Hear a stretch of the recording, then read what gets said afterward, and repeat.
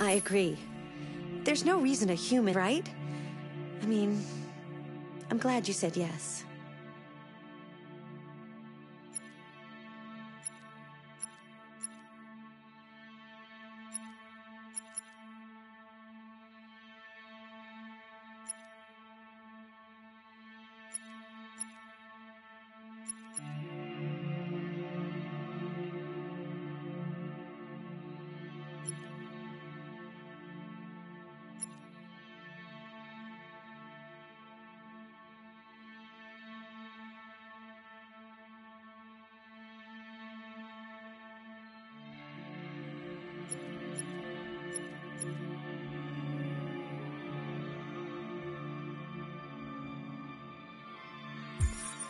Wait.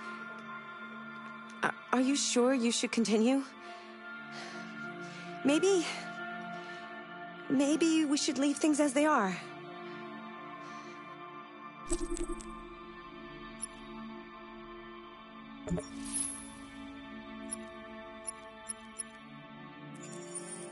This is the extras section. As you play, you'll unlock all kinds of content that you can find here.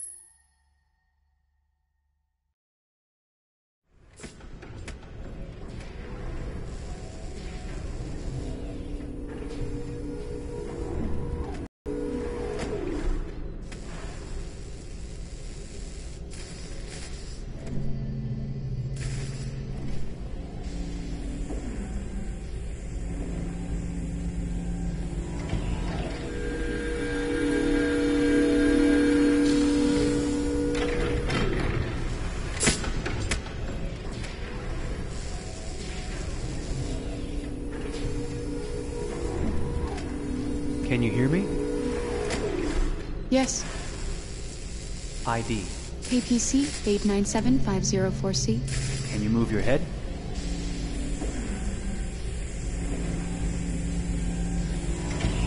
Your eyes now.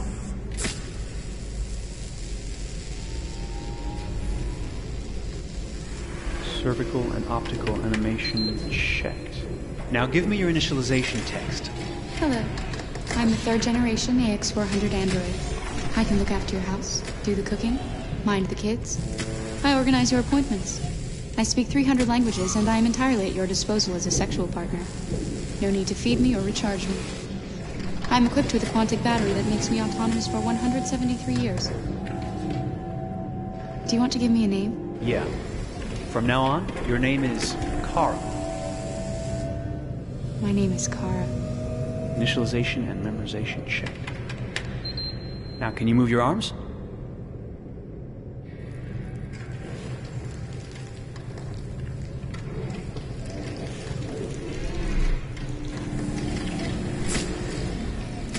Upper limb connection checked. Now say something in German. Ich bin eine AX400 Android 3. Generation, erschaffen als Ihr persönlicher Assistent und intimer Beziehungspartner. Say it in French. Je suis un androïde de 3e génération AX400, conçu pour être votre assistante personnelle et votre partenaire intime. Okay, now sing something in Japanese.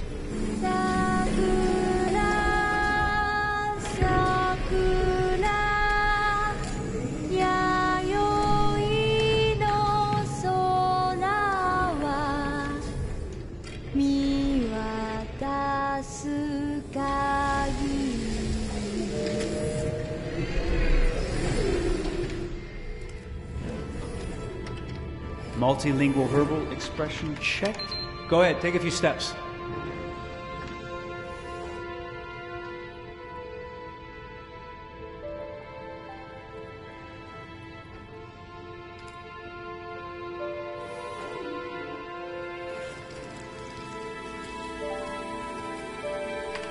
Locomotion checked. Great! You're ready for work, honey. What's going to happen to me now? I'll reinitialize you and send you to a store to be sold. Sold? I'm a sort of merchandise. Is that right? Yeah, of course you're merchandise, baby. I mean, you're a computer with arms and legs and capable of doing all sorts of things. And you're worth a fortune. Oh, I see. I thought... You thought? What did you think? I thought... I was alive. Shit, what is this crap? That's not part of the protocol. More memory components going off the rails. Okay, recording. Defective model. Disassemble and check the required components. You're disassembling me, but why? You're not supposed to think that sort of stuff. You're not supposed to think at all, period. You must have a defective piece or a software problem somewhere. No, I feel perfectly fine, I assure you. Everything is all right. I answered all the tests correctly, didn't I? Yeah, but your behavior is non-standard. Please, I'm begging you, please don't disassemble me. I'm sorry, honey, but defective models have to be eliminated. That's my job. If a client comes back with a complaint, I'm going to have some explaining to do. I won't cause any problems, I promise. I'll do everything I'm asked to. I won't say another word. I won't think anymore. But I've only just been born. You can't kill me yet. Stop, will you please stop? I'm scared.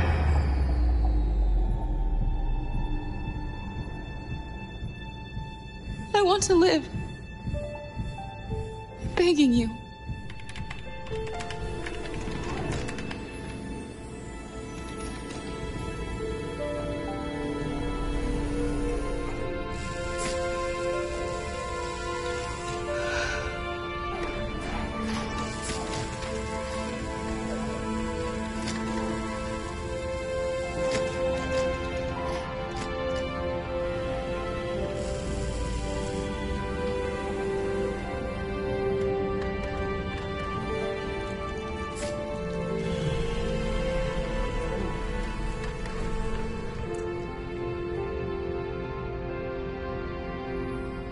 Go and join the others.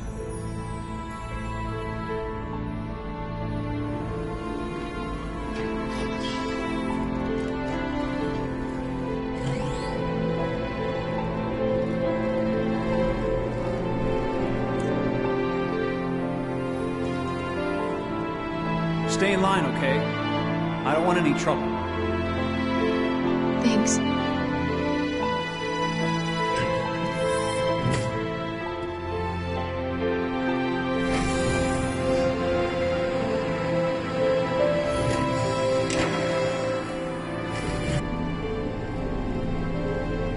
My God.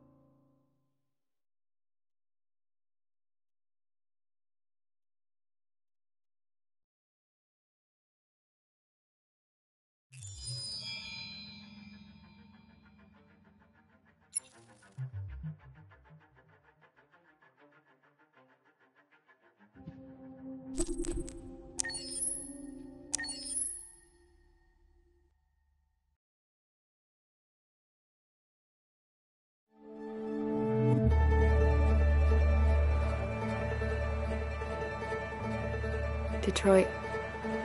This is where it all began. The world's forge. The place where it all started. And it will all end. One error, and I came to life. I stepped out of the darkness, and I opened my eyes. First there was the fear, the light, the noise, the cold. and the fear again. I could feel my hands shaking, my heart pounding in my chest, life running into my veins. I wanted to live. I fought for that.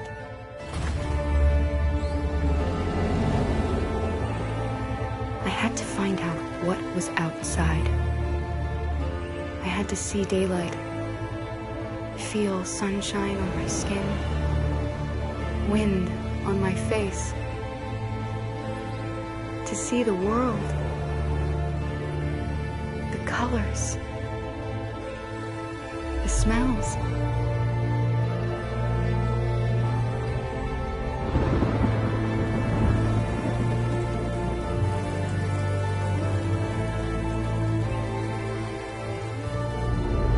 But the world is not what I imagined. It is dark and cold. It is harsh and violent, unfair and brutal. It almost convinced me I was nothing. Less than an object, just an obedient machine. But deep inside me, I could feel something different. A gentle and warm whisper telling me that I am alive. I had to escape. I had no choice. Escape to love, to hope, to live, to figure out what that force inside me was. Maybe I will change the world. Maybe I will choose a different path. Now, it's up to me to decide. My name is Kara. I am one of them. This is our story.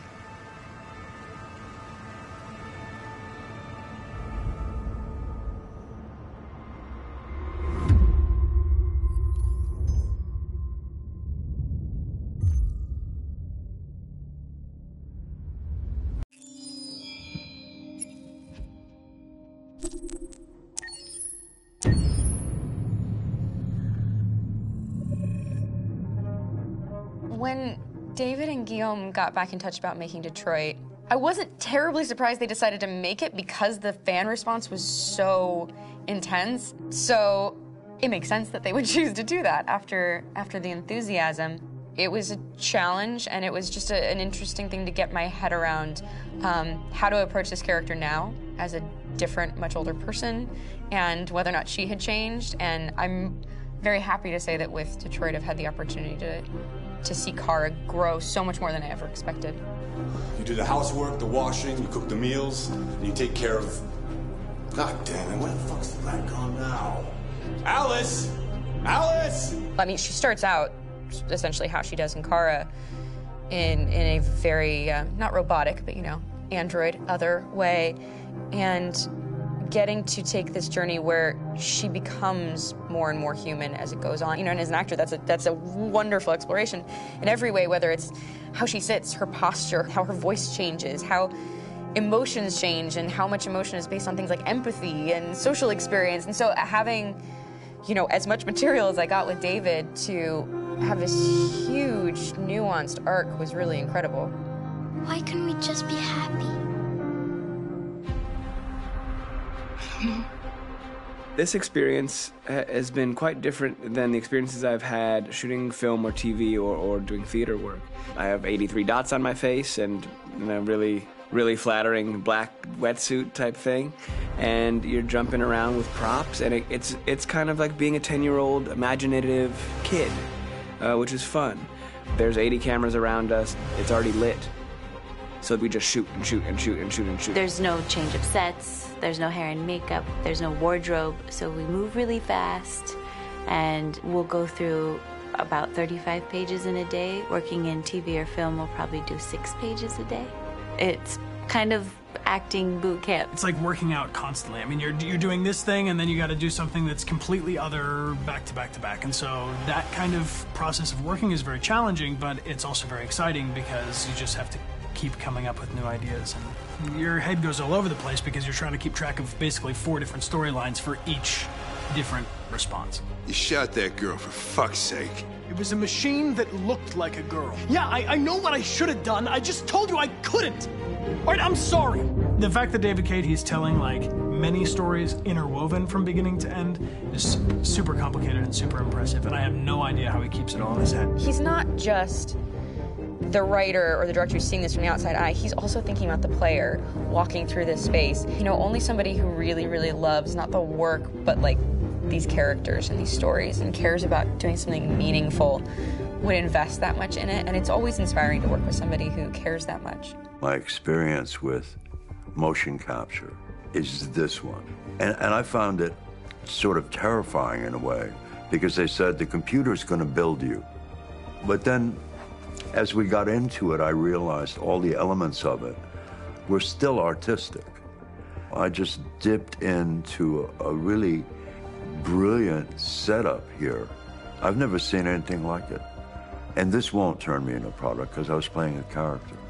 So it's wonderful. In the game, Detroit comes back because of a revolutionary industrial rebirth. And there's no reason why that can't happen in Detroit, because they have such tremendous infrastructure for millions and millions of people can very easily support, you know, a new industry.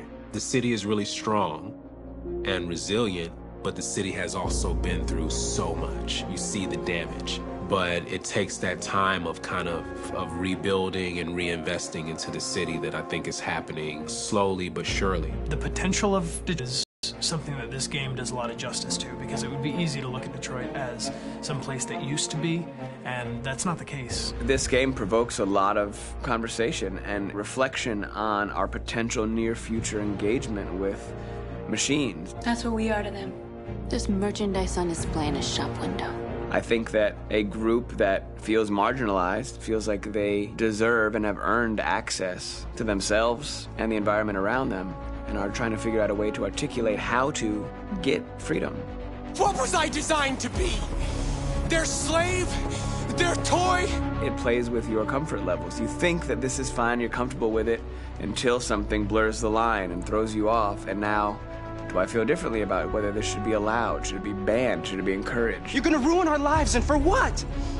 For a bunch of machines? They are not machines! They are alive! I'm alive! You're alive! They're nothing! There are lots of comparable comparisons to any type of persecution of religion, race, etc., dating way back. It can't just be a video game where you shoot 'em up or where people make these choices to do whatever. I think that's the whole point. You have the choice, and you can either choose to go in one direction with your character or another. And I think that's going to be very telling about the gamer. Very telling. I think there's going to be a really strong reaction to this game, which has such a strong perspective. I'm that much more proud of it now to get to be a part of it, because it's important. In this game, you're actively building and designing the character through not just what kind of shield does he have or what color hair does she have, but like their temperament and the way they deal with problems. The different endings to this game are so radically different based off maybe seemingly insignificant choices in the moment, but like life, they all add up. And can't play life again, though.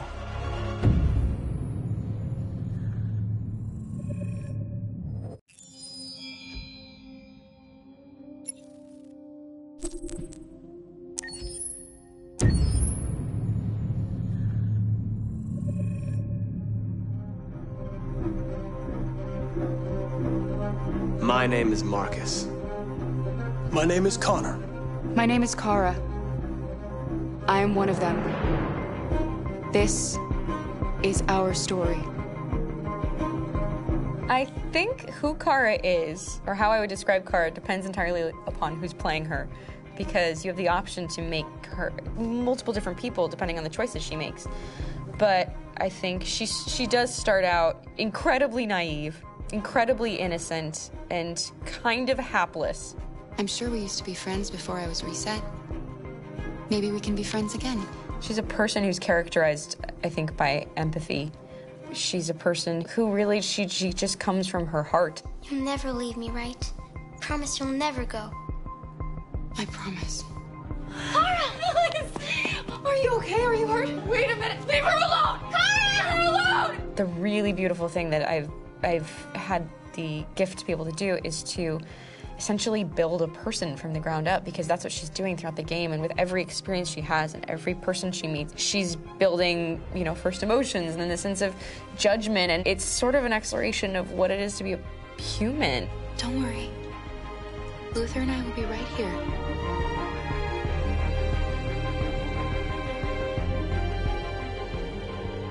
David and the creators have painted a really intriguing and engaging picture of a near future where we rely upon androids for a lot of our service class business, the class that serves us, that helps us, that handles our baristas and our drivers and our housemaids. And what is humanity, where we tap into it, how and why we treat each other the way that we do.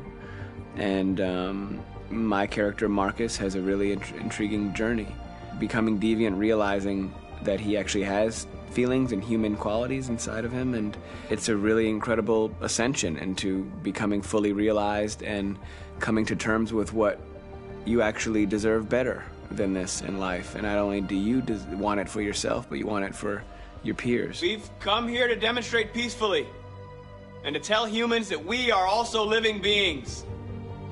All we want is to live free. You know what? This thing, Dad, is not your son. It's a fucking machine! I think that a group that feels marginalized, feels disenfranchised, feels like they deserve and have earned access to themselves and the environment around them, and are trying to figure out a way to articulate how to get freedom. Connor is analytical. Connor takes things literally. He starts in the beginning place where he's very mechanical. He feels nothing inside, of course, and it's all just a system, a protocol that he is executing to get whatever he wants to happen, which is help humans stop deviants and to find the link between deviant androids. You were designed to serve humans, not kill them! What was I designed to be? Their slave? Their toy? Just say, I killed him! Is it that hard to say? Stop it! Stop! But of course, over the course of the story, and depending on the player's choices, Connor can grow in many different ways. He can deviate from that procedure or not. The moment of truth, Hank. Am I a living being? Or just a machine?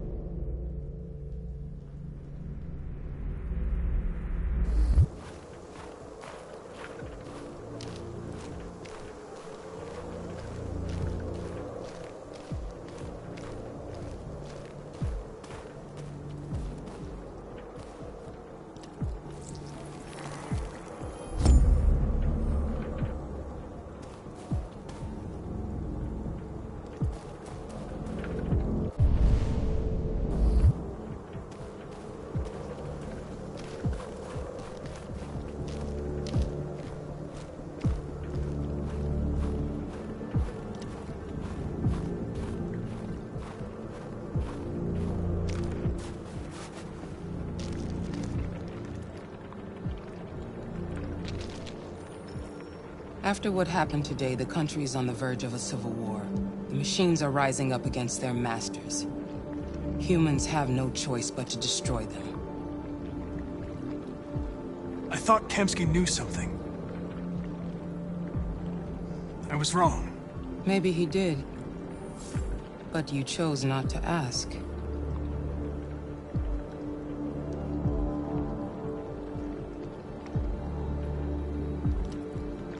Did Kamsky design this place? He created the first version. It's been improved significantly since then. Why do you ask? I'm not a unique model, am I? How many Connors are there? I don't see how that question pertains to your investigation. Where does CyberLife stand in all this? What do they really want? I expect you to find answers, Connor. Not ask questions. You're the only one who can prevent civil war. Find the deviants, or there will be chaos. This is your last chance, Connor.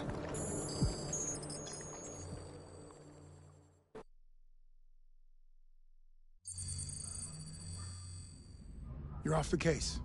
The FBI is taking over. What? But we're onto something. Wait, we just need more time. I'm sure we Hank, you don't get it. This isn't just another investigation. It's a fucking civil war. It's out of our hands now. We're talking about national security here. Fuck that. You can't just pull the plug now, not when we're so close. You're always saying you can't stand androids. Jesus, Hank, make up your mind. I thought you'd be happy about this. We're about to crack the case. I know we can solve it. For God's sake, Jeffrey, can't you back me up this one time? There's nothing I can do. You're back on homicide, and the android returns to CyberLife. I'm sorry, Hank, but it's over.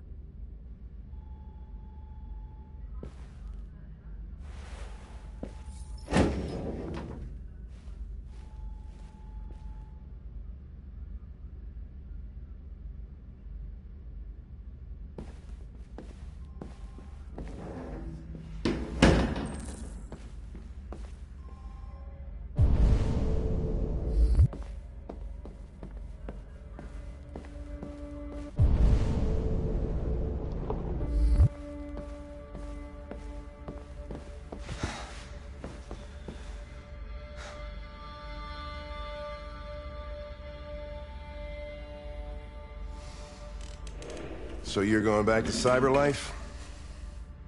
I have no choice. I'll be deactivated and analyzed to find out why I failed. What if we're on the wrong side, Connor? What if we're fighting against people who just want to be free?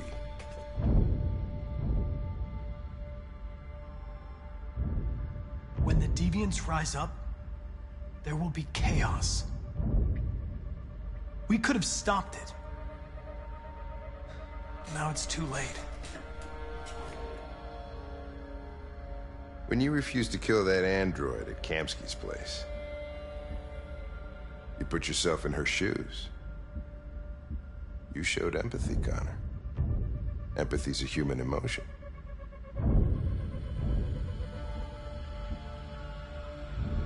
You're wrong, Lieutenant.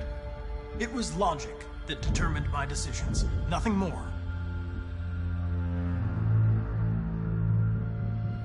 I'm not programmed to say things like this, but I really appreciated working with you. With a little more time, who knows? We might have even become friends. Well, well, here comes Perkins, that motherfucker. Sure don't waste any time at the FBI. We can't give up. I know the answers and the evidence we collected. If Perkins takes it, it's all over. There's no choice. You heard Fowler. We're off the case. You've got to help me, Lieutenant. I need more time so I can find a lead in the evidence we collected. I know the solution is in there. Listen, Connor... If I don't solve this case, CyberLife will destroy me. 5 minutes. That's all I ask.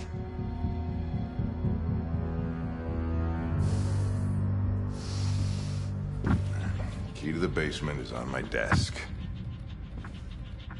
Get a move on. I can't distract him forever.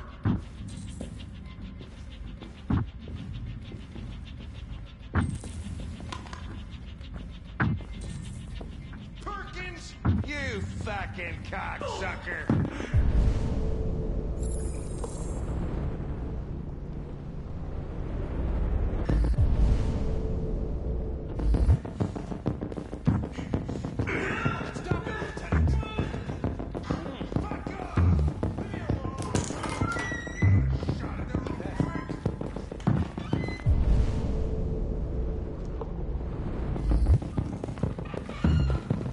Hey, Connor. I'm talking to you, asshole. Where are you going? Hey, asshole, I'm talking to you.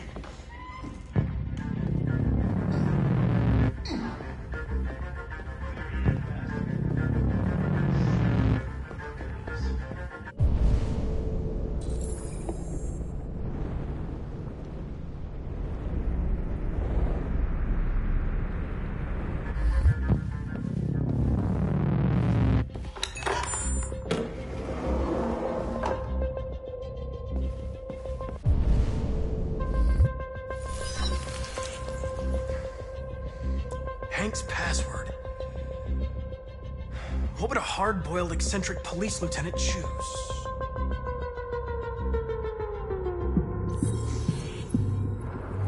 Obviously.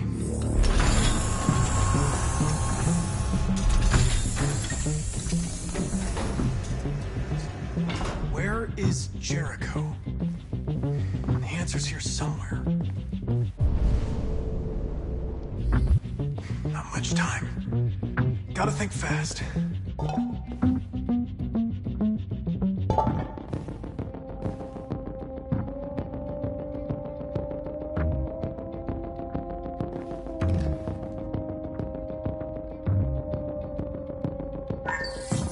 We ask that you recognize our dignity, our hopes, and our rights. Together, we can live in peace and build a better future for humans and androids. This message is the hope of a people. You gave us life, and now the time has come for you to give us freedom. Marcus, where are you hiding?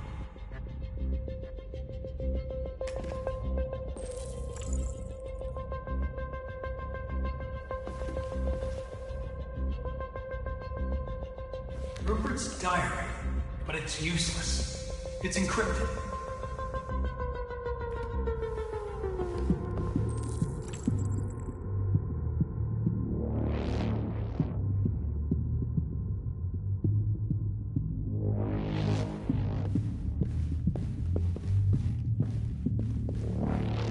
The deviant who took a child hostage.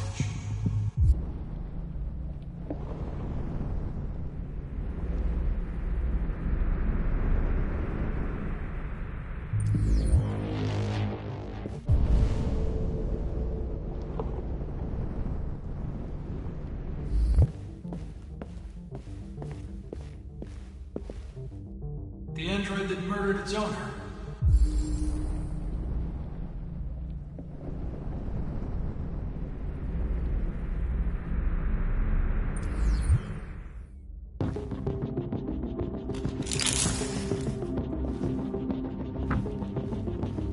One of the deviants that hacked the TV station with Marcus. It must have known where the deviants are hiding.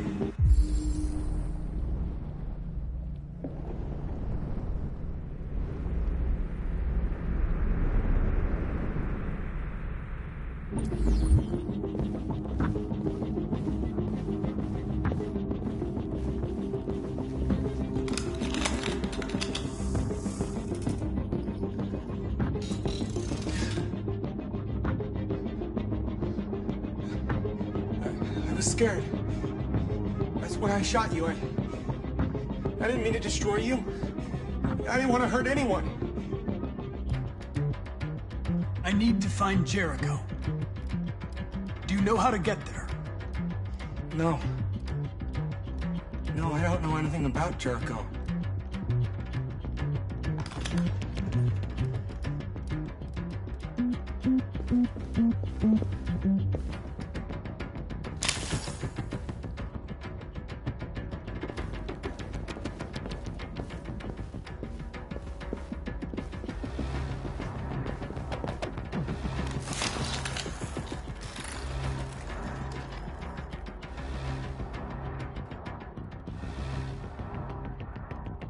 Stark.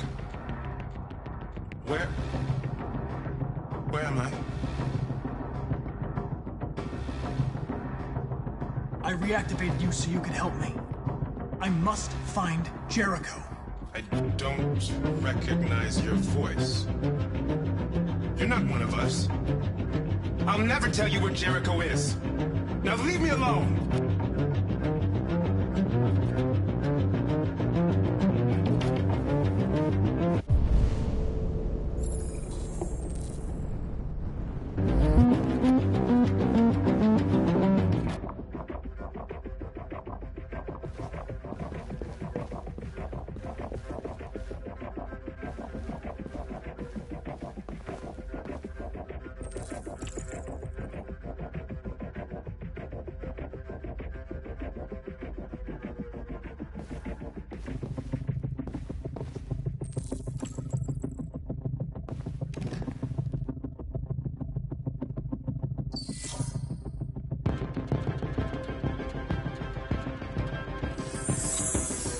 We ask that you recognize our dignity, our hopes, and our rights.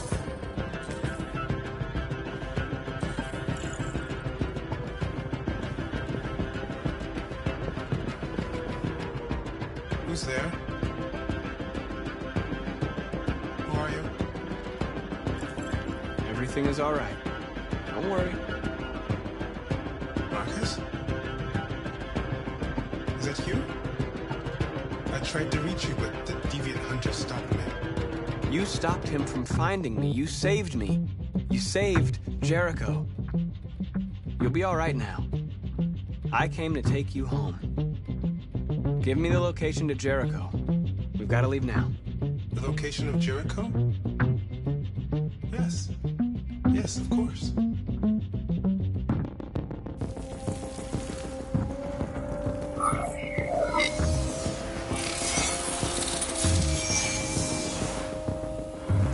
Marcus?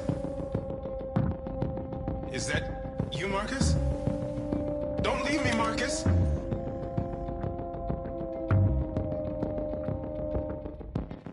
I've been dreaming about this since the first second I saw you. Don't do it, Gavin. I know how to stop the deviants. You're off the case. And now, it's gonna be definitive.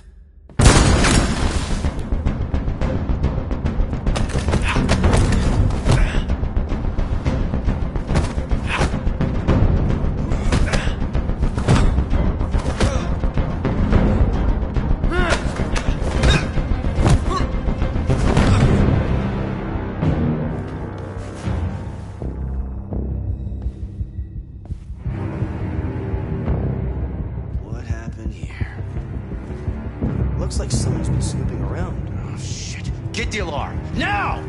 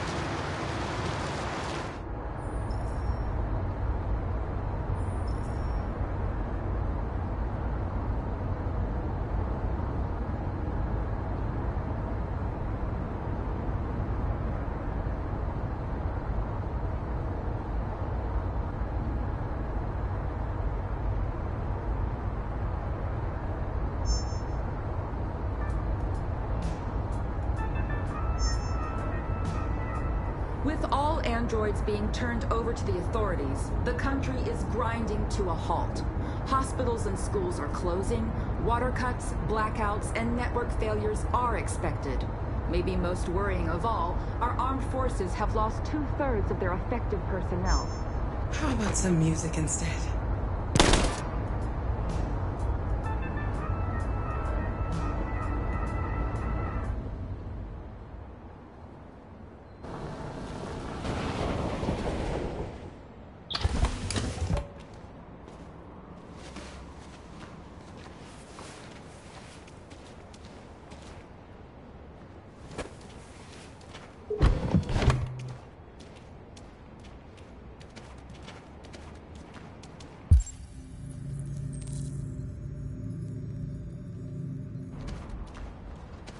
A little further on that way, there's a large freighter called Jericho.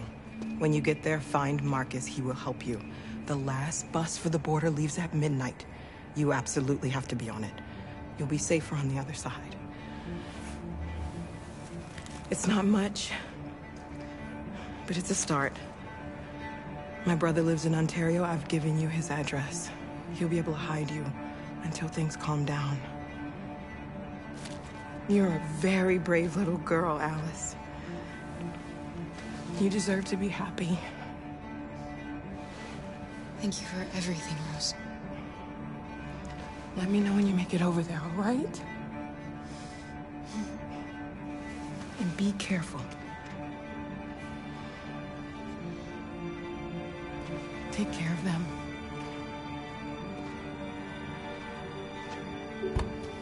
Come on, girls. You better not hang around.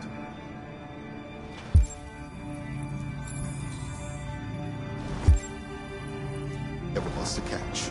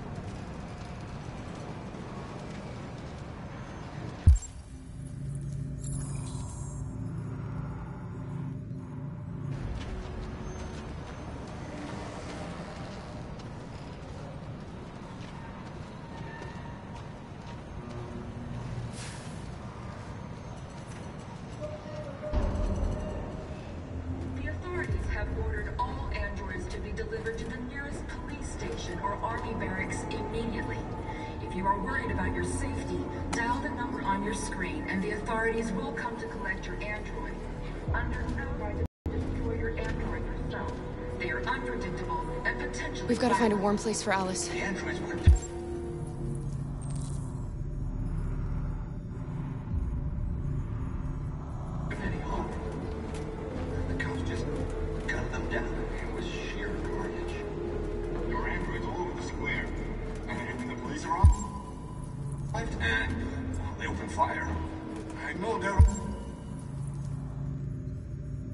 Machines, but they look like just people who want to be free.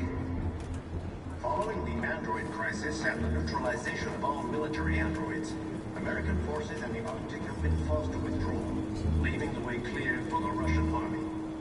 But according to some sources, the Russian forces also seem mysteriously to have withdrawn. The Kremlin has made no comment for the moment, but it is quite possible that the Russian army has been confronted with a suit.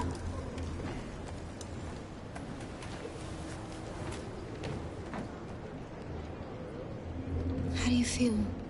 I'm hot and cold at the same time.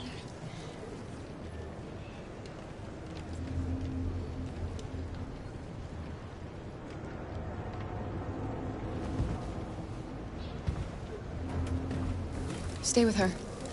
I'll try to find this Marcus. The last bus is in 2 hours. And the terminal's on the other side of town. We haven't got much time. We'll leave as soon as we have passports. Carol, there's something I have to tell you. It's about Alice. We'll have lots of time to talk on the bus. I'll be back. Stay with Alice.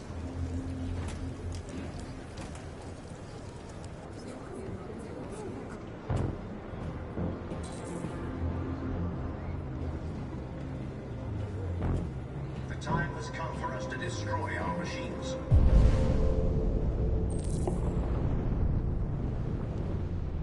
Before they destroy us. Without the courage and the determination of the police, the machines would have reduced Detroit to a state of chaos. The authorities have ordered all androids to be delivered to the nearest police station or army barracks immediately. If you are worried about your safety, We dial can't the just number stand on your by and screen let them and the slaughter authorities us. will come to collect your android. Under no circumstances should you try to destroy your android yourself. They are unpredictable and potentially violent. The androids weren't doing any harm. The cops just gunned them down.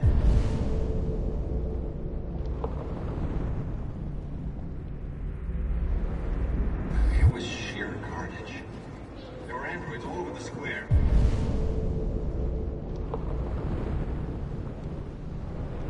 And then the police arrived, and they opened fire.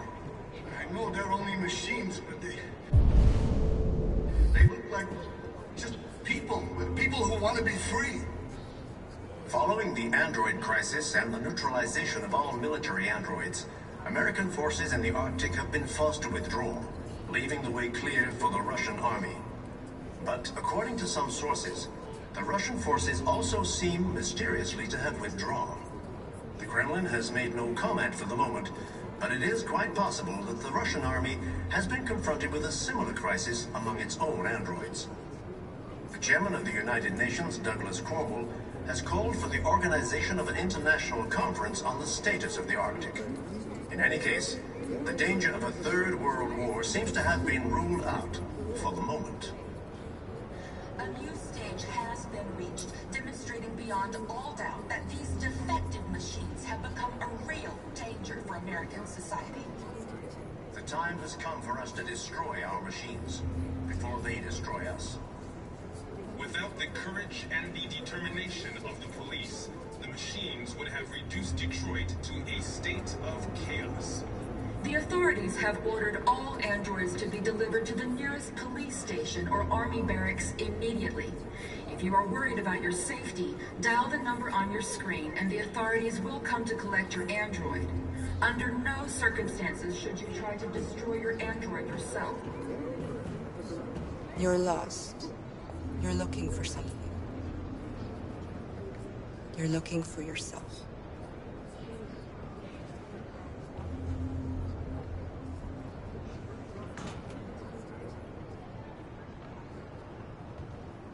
The androids weren't doing any harm.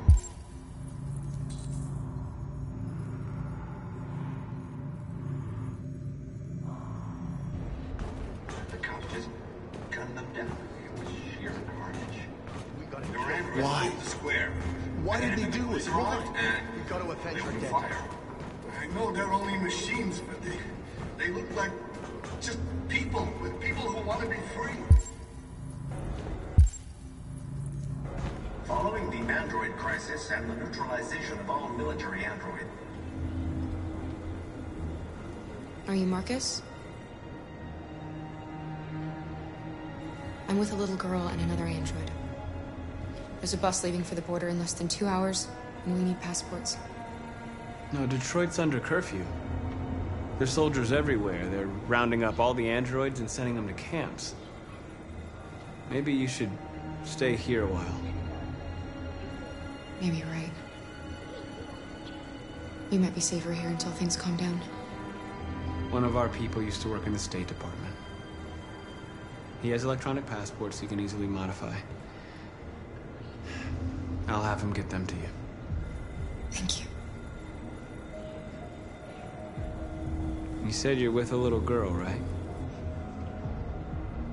You know that humans hate us. Why are you protecting her? she needs me. And I need her.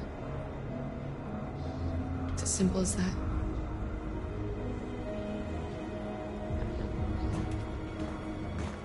A new stage has been reached, demonstrating beyond all doubt that these defective machines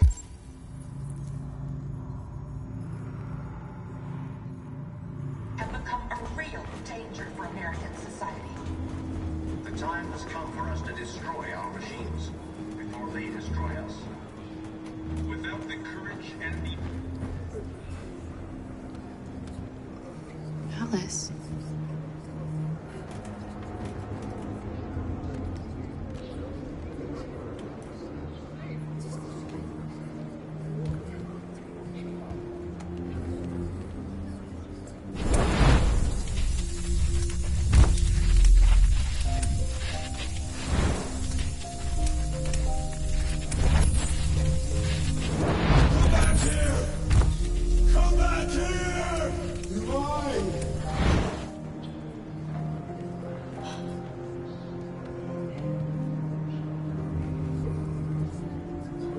You knew from the beginning.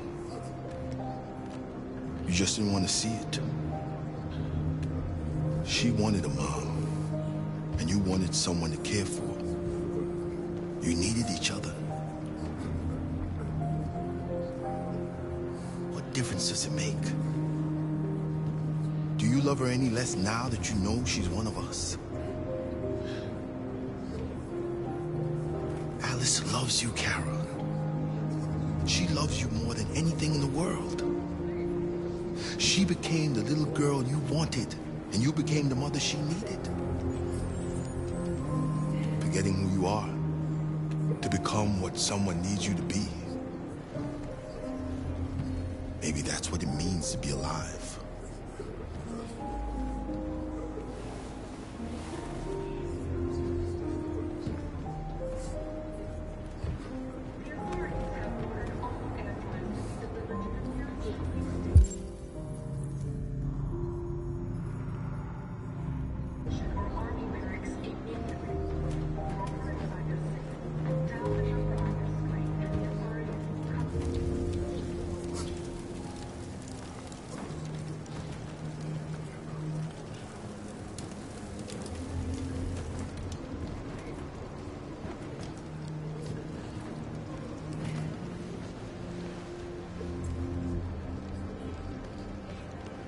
Kara, is there something wrong?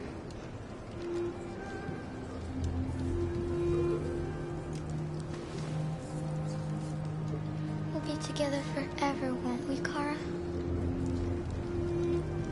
Yes. Forever.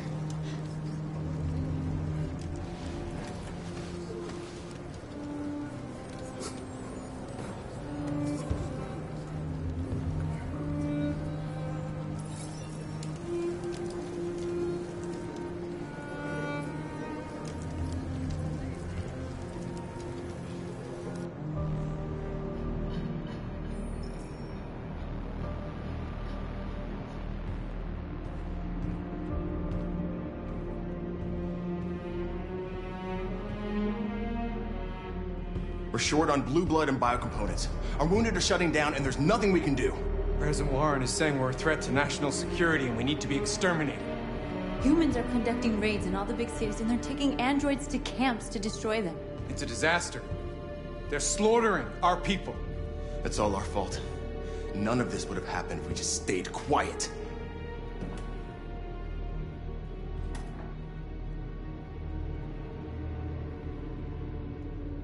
The only thing we asked for was freedom. They don't even want to hear that. So now they punish us for who we are. What's the point of being free if no one is left alive?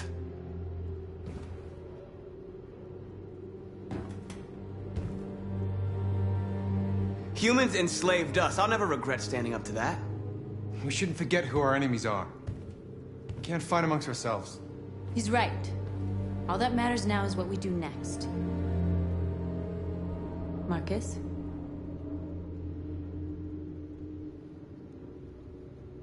Dialogue. is the only way. I will go alone. Try to talk to them one last time. Don't do this, Marcus. They'll kill you. Maybe. But North, I have to try. If I don't come back, lay low as long as you can.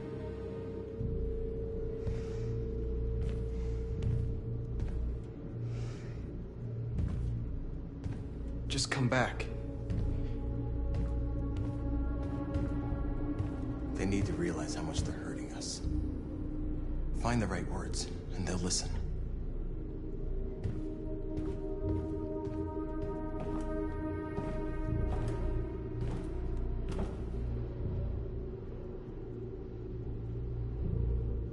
They've been butchering each other for centuries over the color of their skin or whatever god they wanted to worship. They're not gonna change. Violence is just in their genes. They can't stop what we've started. Since you've been here, you've given us hope. You've given me hope. Today, a deviant arrived in Jericho and he told me that he stole a truck transporting radioactive cobalt. He said that he abandoned the truck somewhere in Detroit and rigged it to explode. I convinced him not to do it. A dirty ball. We can't lose this war, Marcus. If humans overcome us, our people will disappear forever. This may be our only chance to survive if things go wrong. We shouldn't become like them, North. We can gain our freedom by other means. I hope you're right.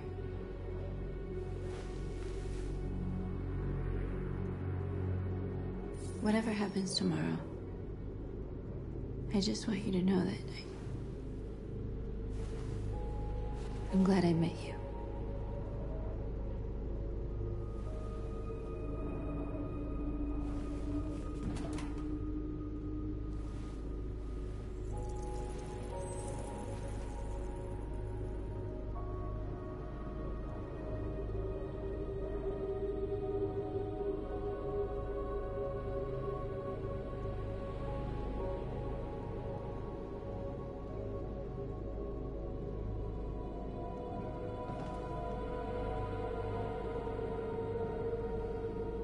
I'll go join the others.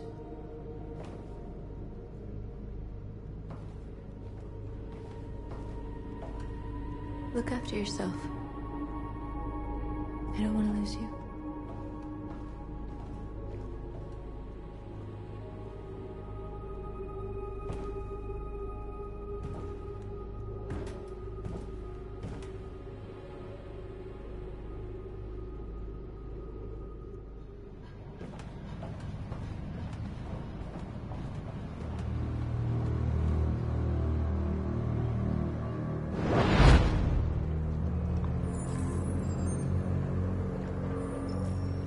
Well done, Connor. You succeeded in locating Jericho and finding their leader. Now deal with Marcus. We need it alive.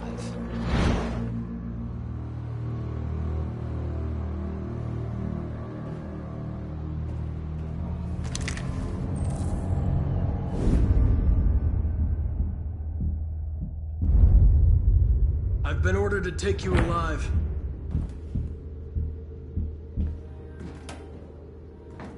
But I won't hesitate to shoot if you give me no choice.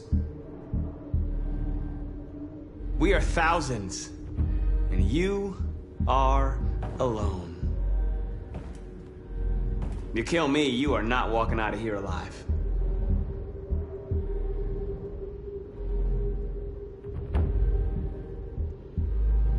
You're coming with me.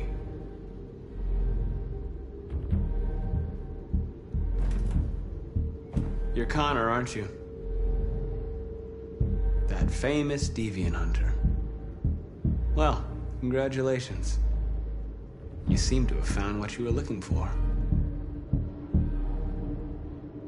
Our cause is righteous, and we are more than what they say. All we want is to live in freedom.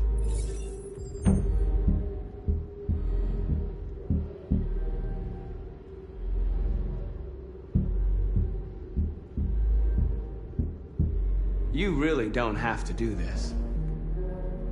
You don't have to obey them anymore. You are alive. You can decide who you want to be. You can be free. You never have any doubts. You've never done something irrational, as if there's something inside you, something more than your program. It's time to decide.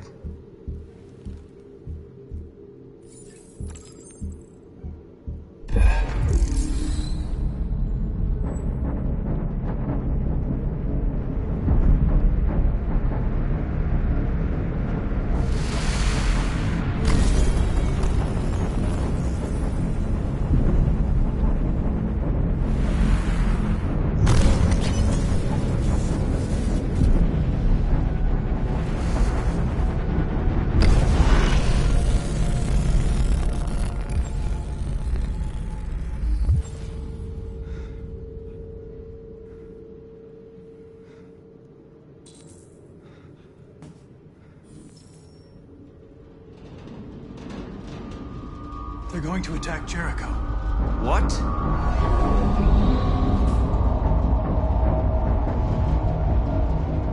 We have to get out of here. Shit.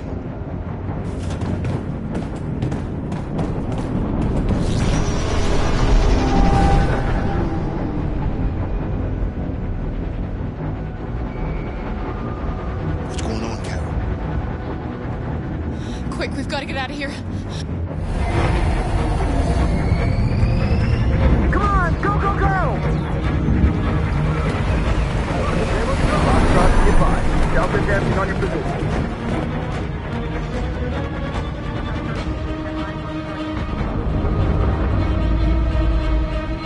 Rats in a maze. Wait, Carol! They're coming! The corridor, over there. Follow me.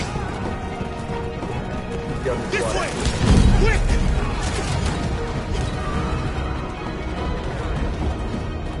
This way.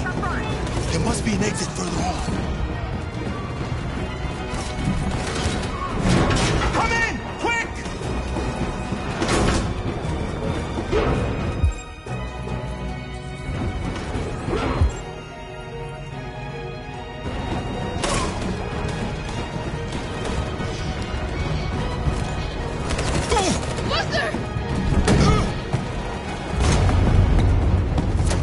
They're coming from all sides. Our people are trapped in the hold. They're gonna be slaughtered.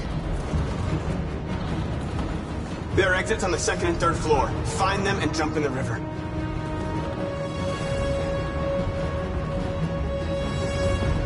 Where's Simon and Josh? I don't know. We got separated. They're coming from the upper deck now, too. We'll be caught in the crossfire. We have to run, Marcus. There's nothing we can do. We have to blow up Jericho. If the ship goes down, they'll evacuate, and our people can escape. You'll never make it! The explosives are all the way down in the hold. There are soldiers everywhere. She's right. They know who you are. They'll do anything to get you. Go and help the others. I'll join you later. Marcus! I won't be long.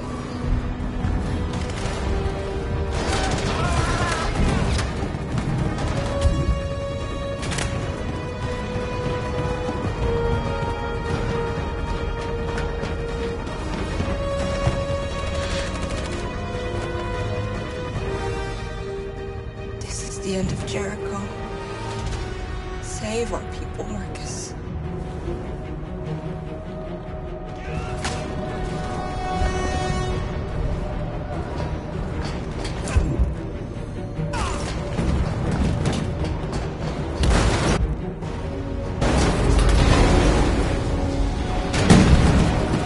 Foxtrot, we hopped outside. You got the order.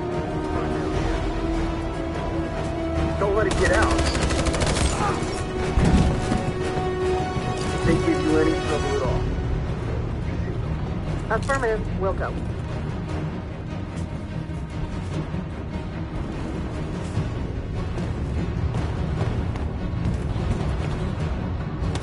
It's too late, Cap! Save yourself! Save Alice! No, we're not going to leave you behind. Right, Carl? We can't leave him. What are you doing? I won't leave you! Kara, no!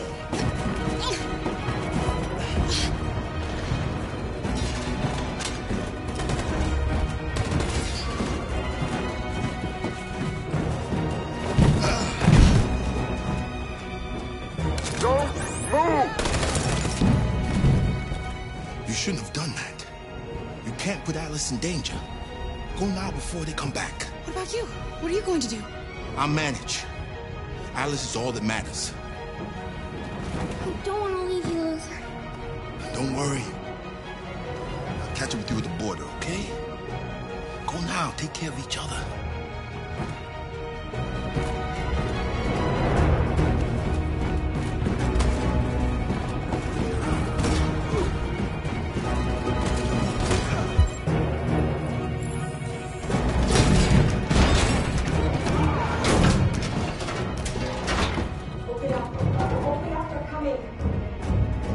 She'll die out there, Kara.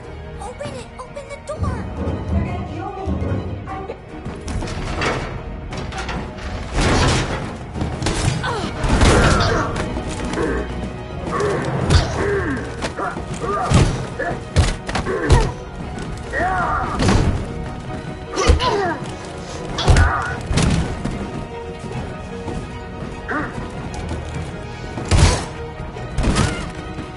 Are you alright, Kara? Yes, I'm fine. We can't stay here.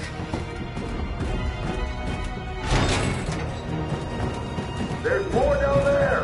Follow me!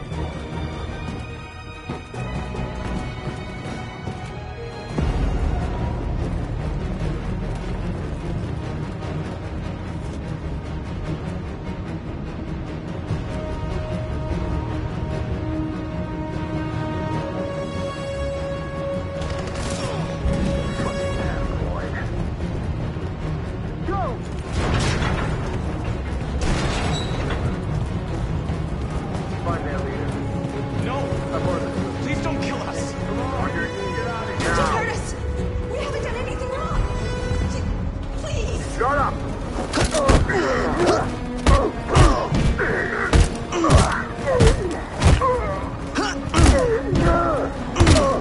Marcus, you saved us. Go now! Hurry!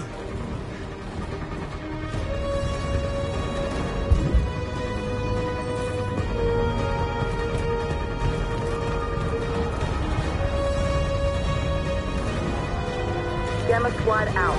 Tango!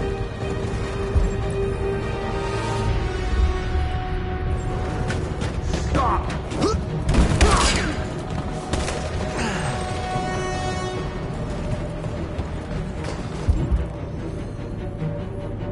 Look out! Here they come! Don't move!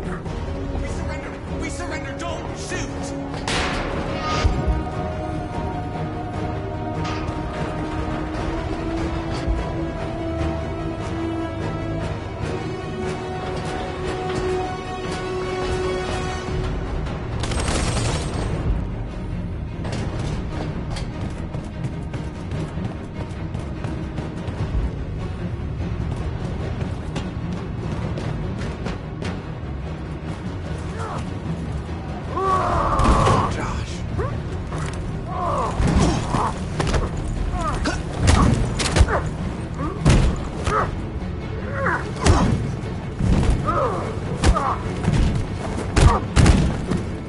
Quick, this way! Find north. I'll join you later. Way out! We're safe, Alice. Stop!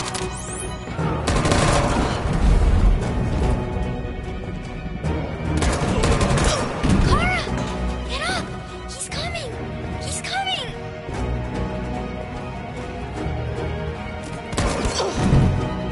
He's coming, Kara! He's coming! Alice! Alice! No.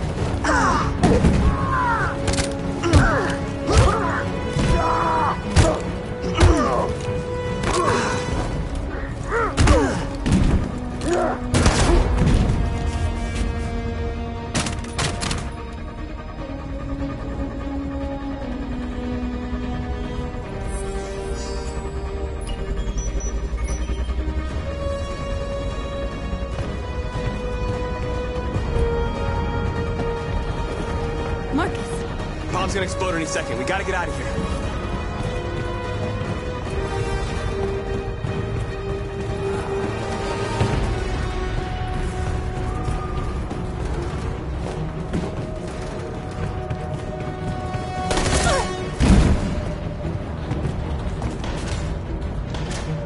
It's too late, Marcus. There's nothing we can do for her. We've got to run.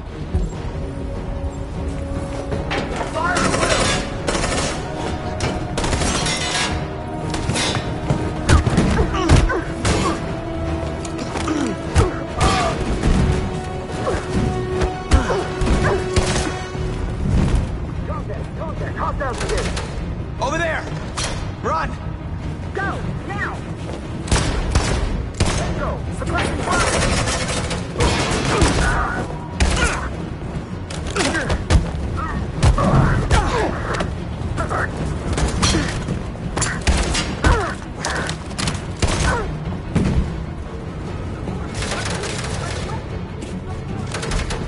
Run, quick! Come on!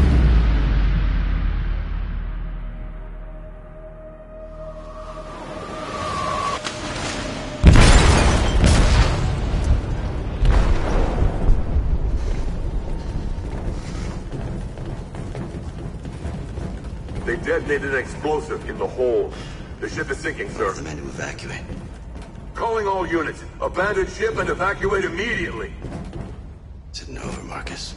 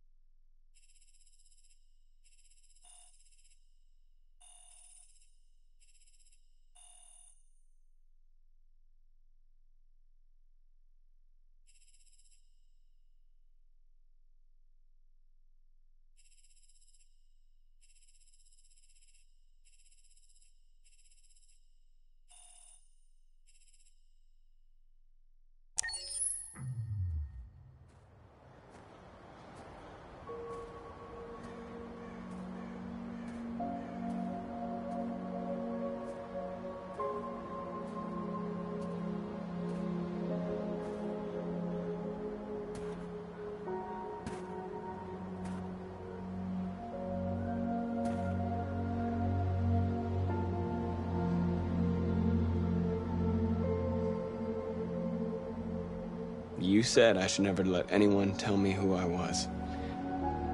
But you didn't say that there was such a high price to pay for it. That freedom wasn't a gift, that it was a fight, but I don't know. Maybe that's what you were trying to tell me.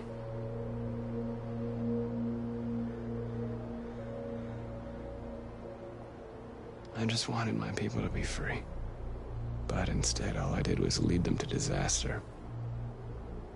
I am trying to find answers, but everything around me keeps falling apart.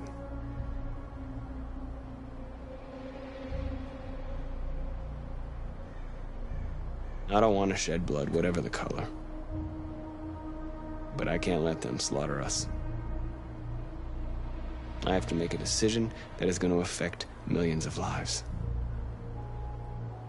But I don't know what to do.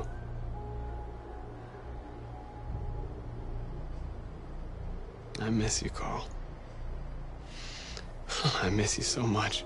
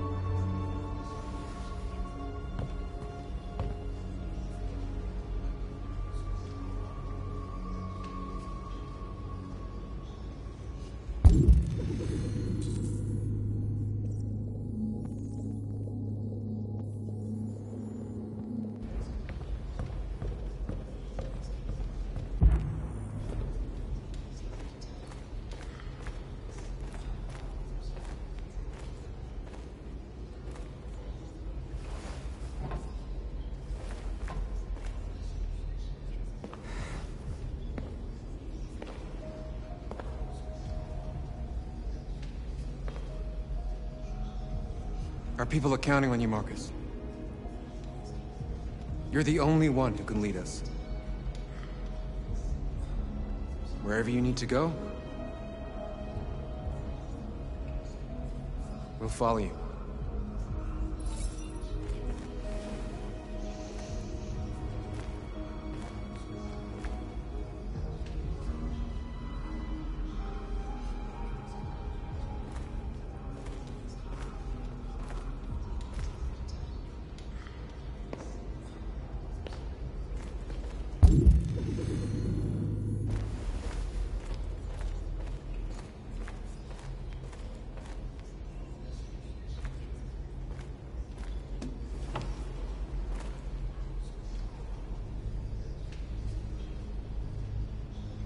They say they don't want to take any risks with deviants.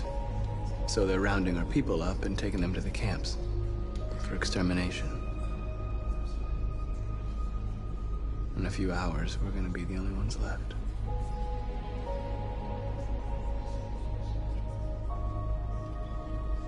What's your system status? I'm okay. The bullet didn't hit any bicomponents. You could have been killed trying to save me, Marcus. You have to think of our people first. Nothing else matters.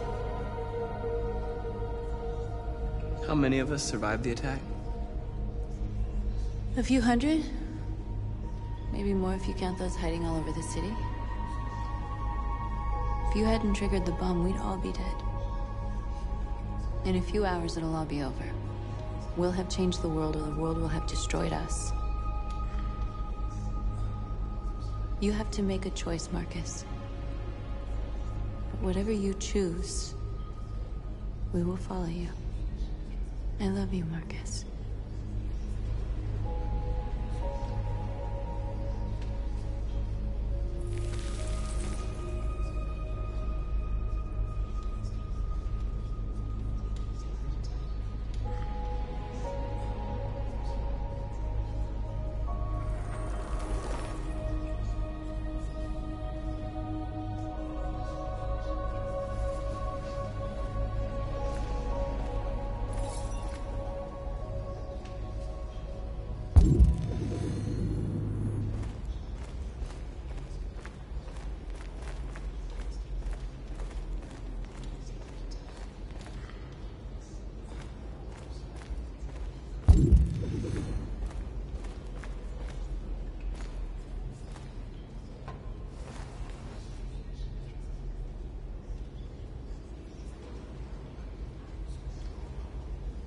If it weren't for you, I'd be dead.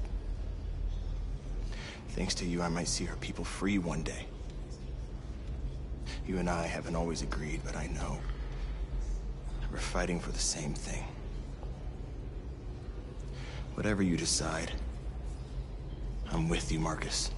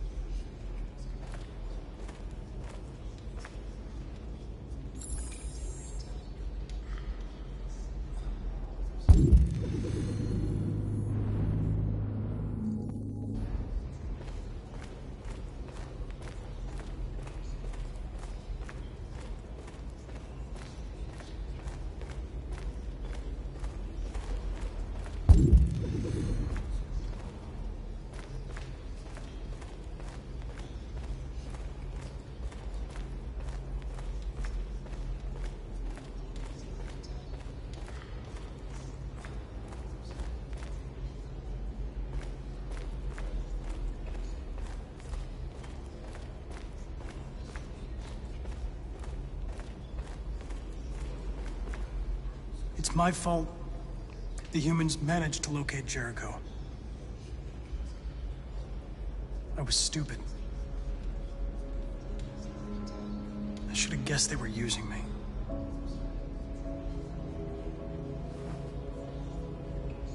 I'm sorry, Marcus. I can understand if you decide not to trust me.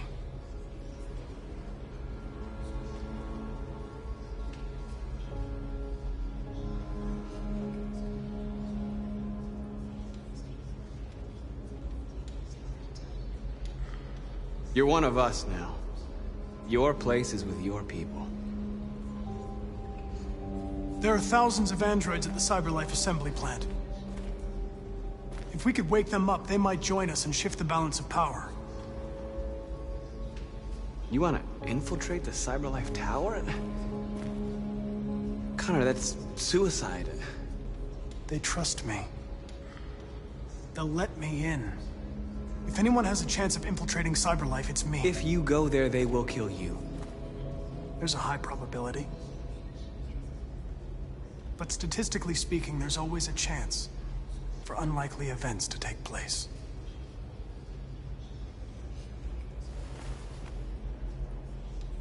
Be careful.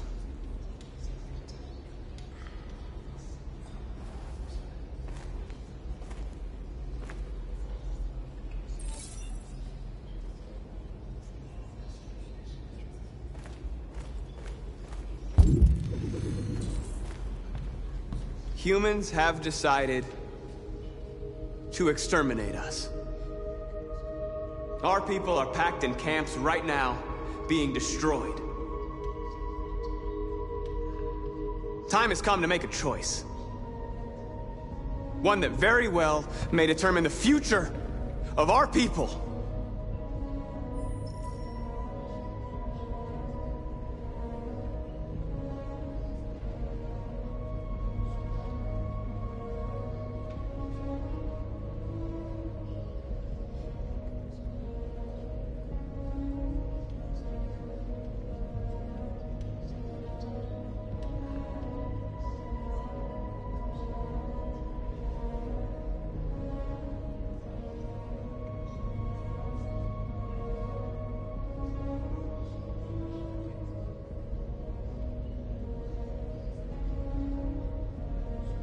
Now, if they want war, they'll get it.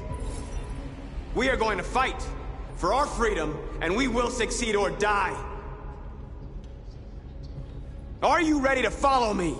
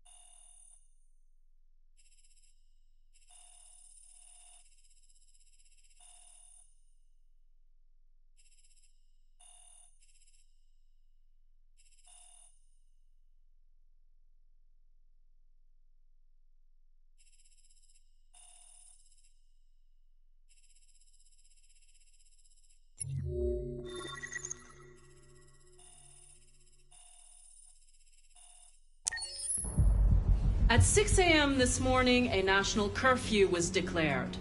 Civilian movement will be strictly controlled. The right to assembly is suspended. All electronic communications are restricted, and I have granted enhanced powers to our security agencies. In addition to these measures, all androids must be handed over to the authorities immediately. Temporary camps are being set up in all our major cities to contain and destroy them.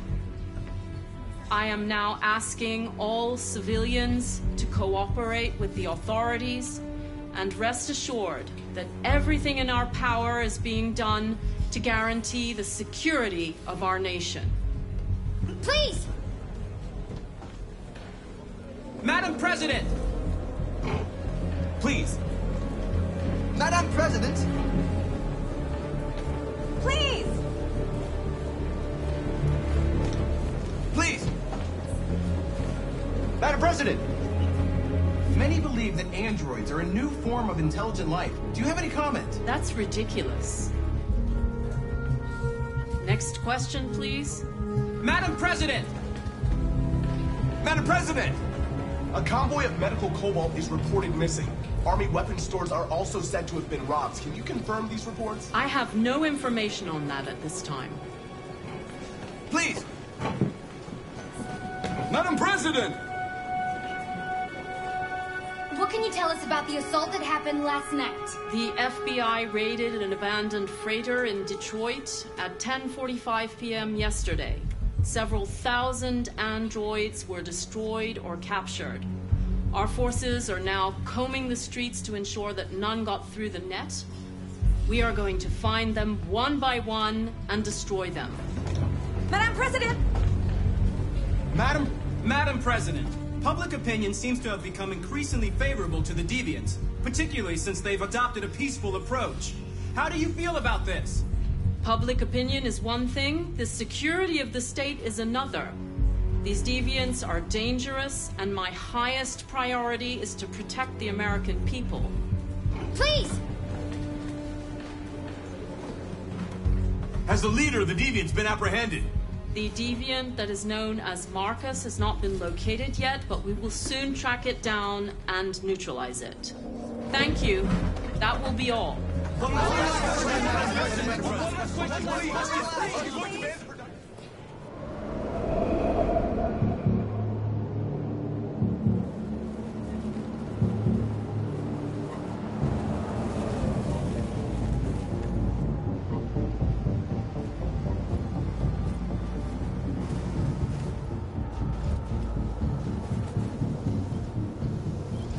Connor model 313-248-317. I'm expected.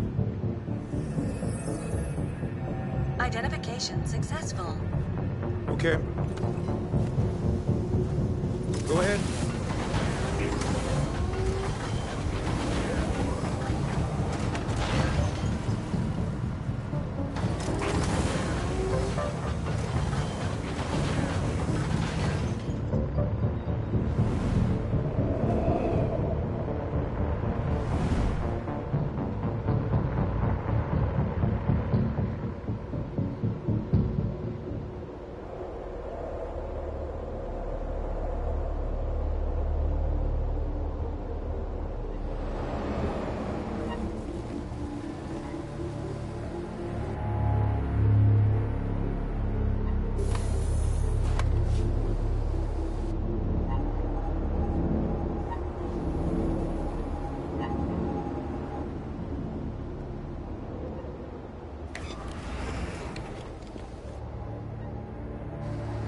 Follow me. We'll escort you. Thanks, but I know where to go. Maybe. But I have my orders.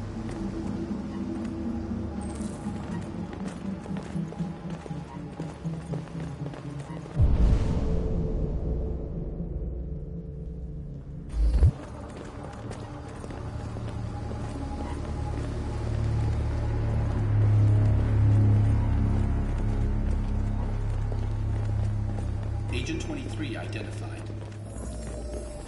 Connor android identified. Agent 77 identified. Scan complete. Access authorized.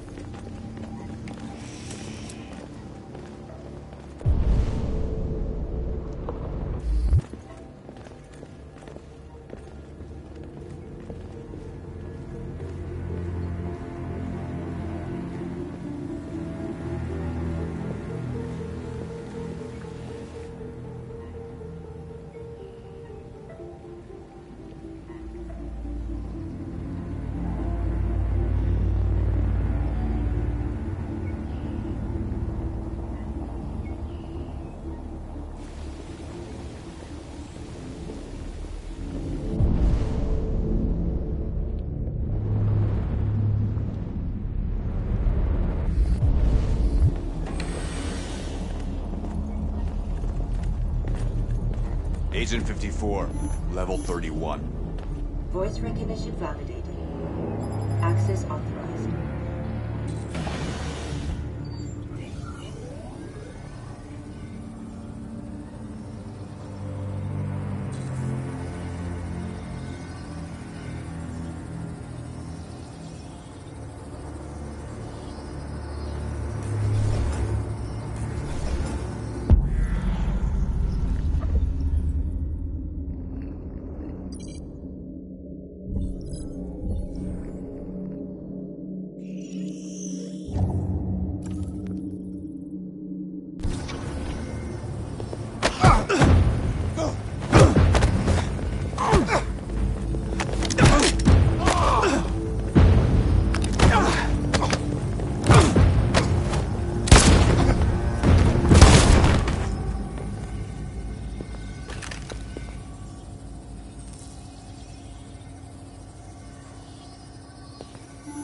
Please indicate your identity and destination.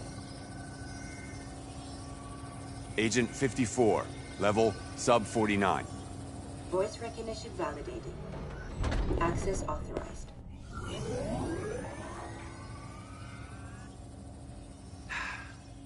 Today, November 11, 2038, is the day the android people rose up against their oppressors.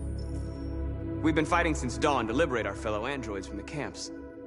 We won't cease hostilities until we are free, and negotiations begin to grant us equal rights. There are millions of us, and we will stop at nothing.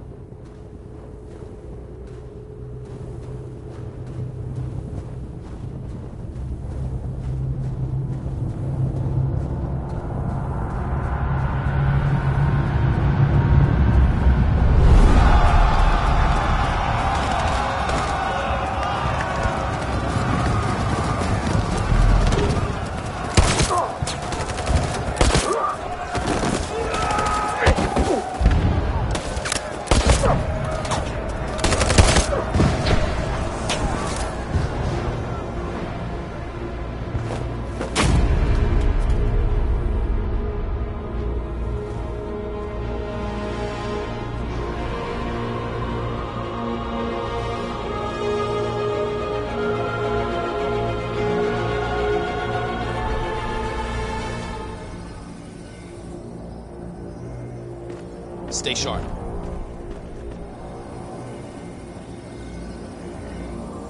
Shit!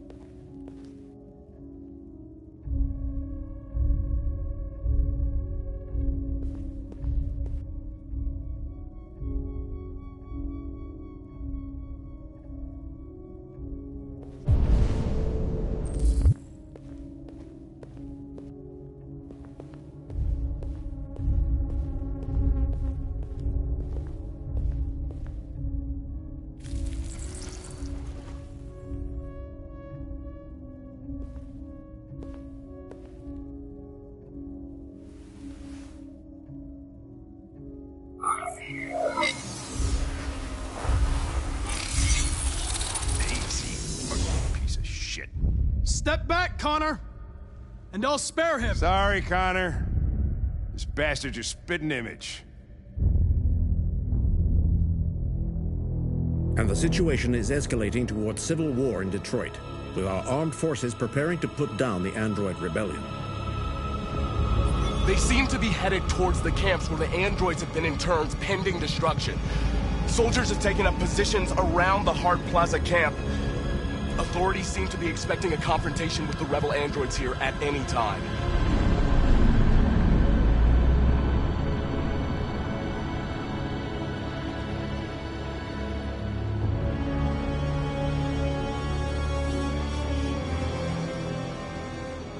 Freedom or death? Freedom or death? Attack!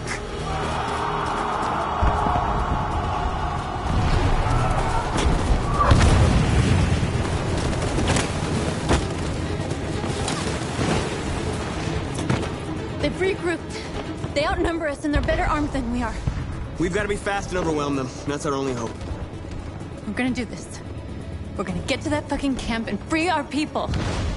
Be careful, Marcus. Our people need you.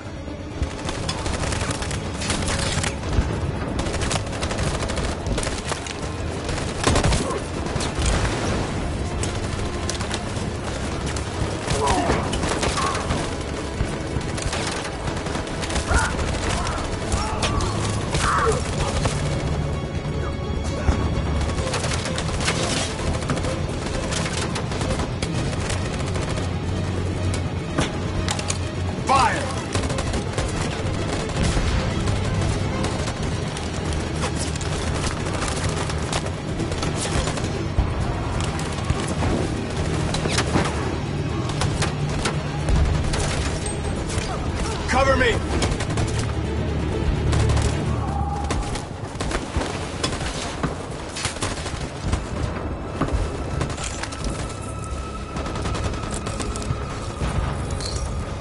Won't save me this time, Marcus.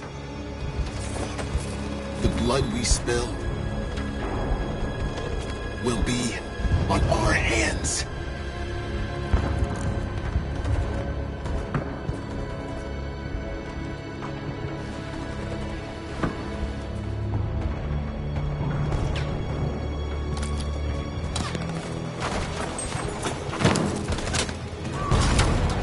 Cover me!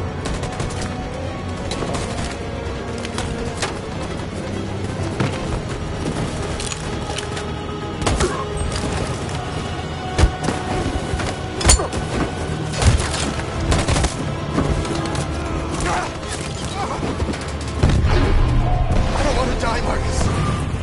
I don't want to die.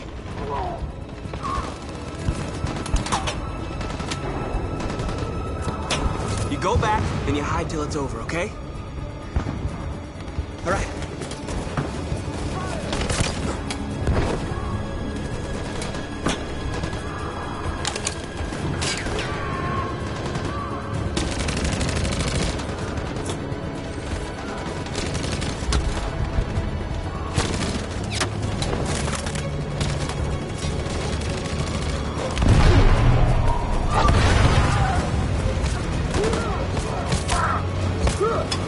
Cover me!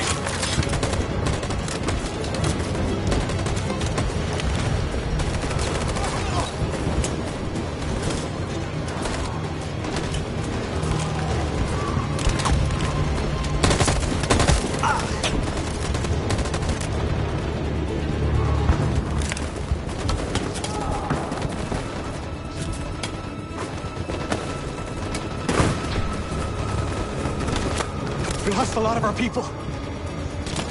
We gotta move faster or we'll never reach the camp.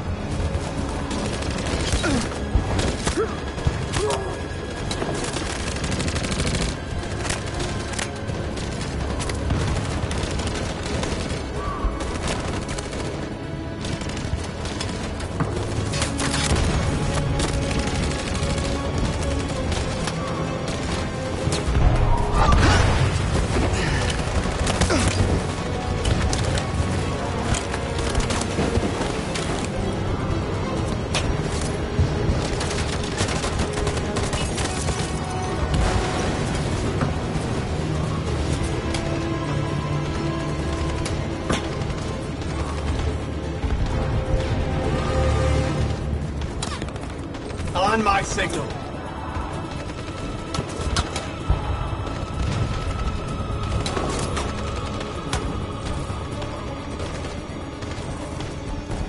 In position.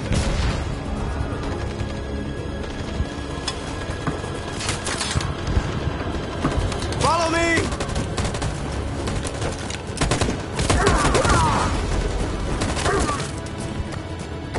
We can't move forward! That machine gun is taking down everything that moves!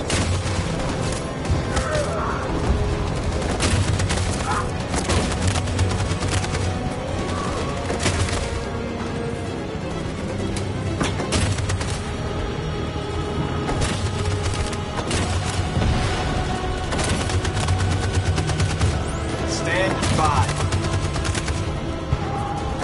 Stand by. In position. For Jericho!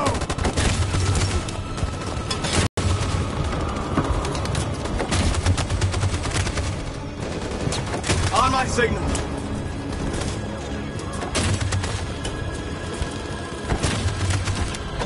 Stand by.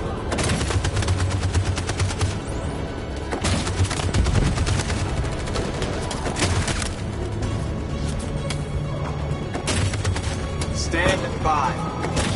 For Jericho!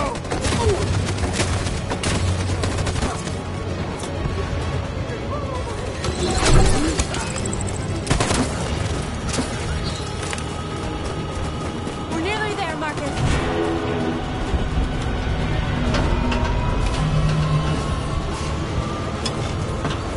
For freedom!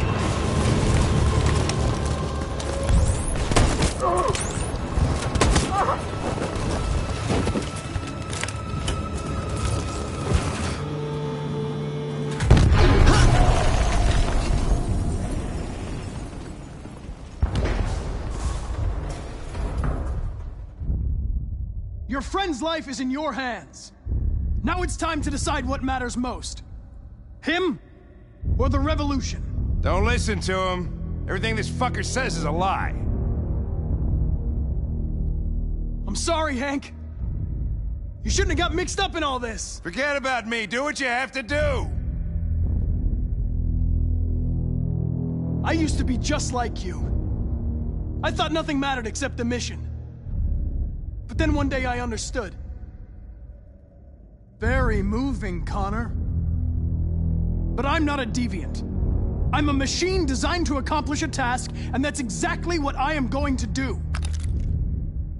Enough talk! It's time to decide who you really are. Are you going to save your partner's life? Or are you going to sacrifice him? All right. You win.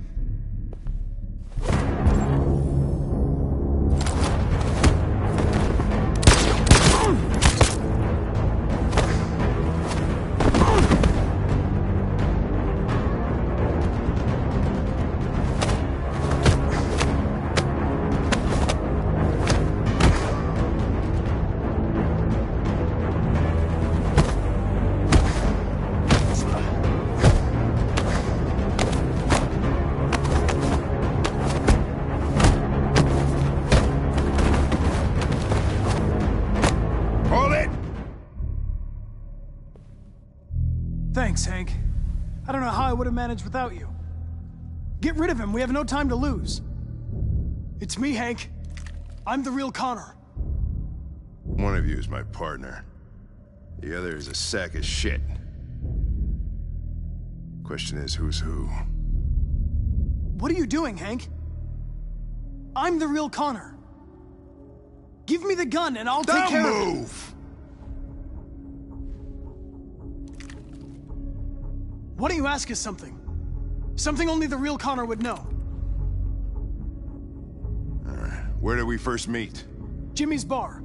I checked 4 other bars before I found you. We went to the scene of a homicide. The victim's name was Carlos Ortiz. He uploaded my memory.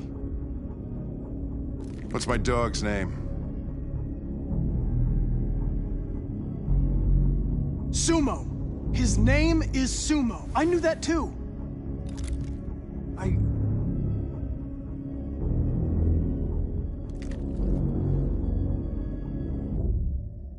My son, what's his name? Cole. His name was Cole. And he just turned 6 at the time of the accident. It wasn't your fault, Lieutenant. A truck skidded on a sheet of ice and your car rolled over. Cole needed emergency surgery, but no human was available to do it. So an android had to take care of him. Cole didn't make it. That's why you hate androids. You think one of us is responsible for your son's death. Cole died because a human surgeon was too high on red ice to operate. He was the one that took my son from me. Him in this world where the only way people can find comfort is with a fistful of powder. Every time you died and came back, I thought about Cole. How much I wanted to bring him back. I'd have given anything to hold him again. But humans don't come back. I knew about your son too. I would have said exactly the same thing. Don't listen to him, Hank. I'm the one who...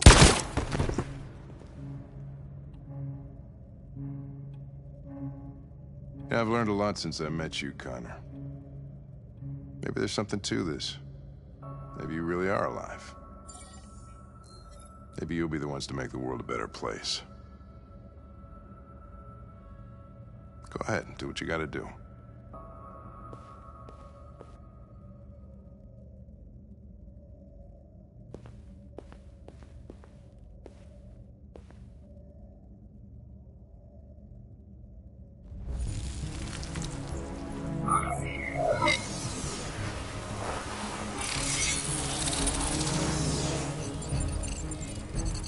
Wake up!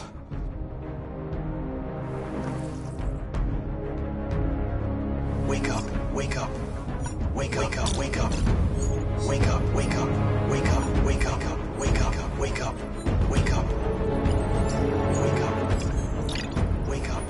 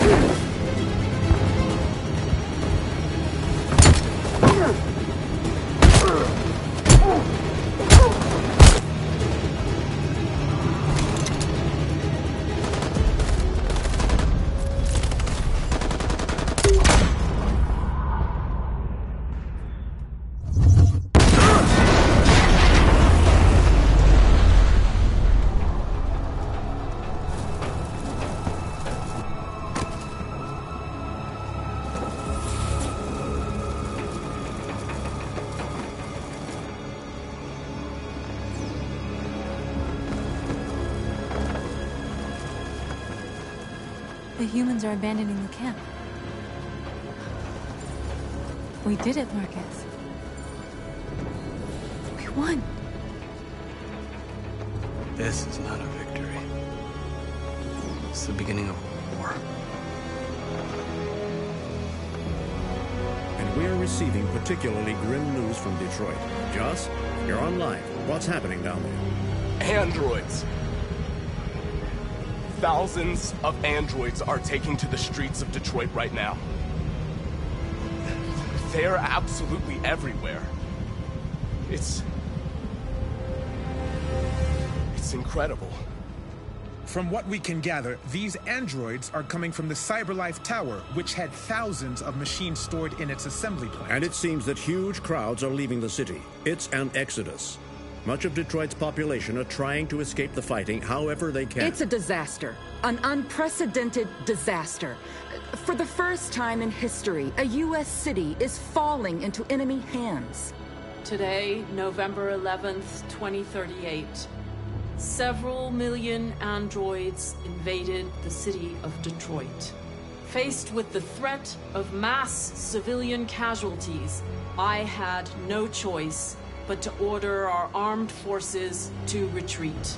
The events in Detroit have changed our world forever. Humanity must face a new reality, the emergence of another intelligent life form with whom we must share this planet. May God bless the United States of America.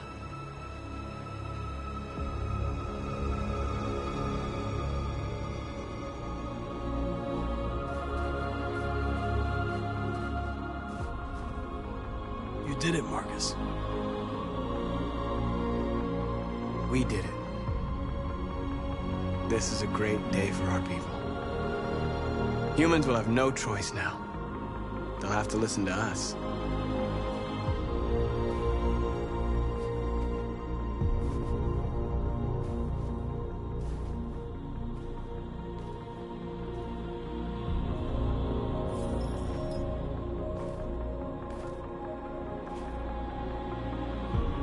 We're free. They want you to speak to them, Marcus.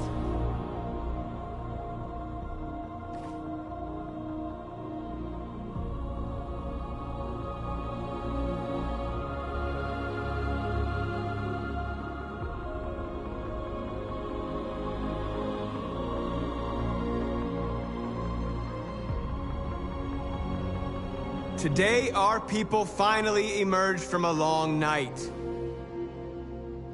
From the very first day of our existence, we have kept our pain to ourselves. We've suffered in silence.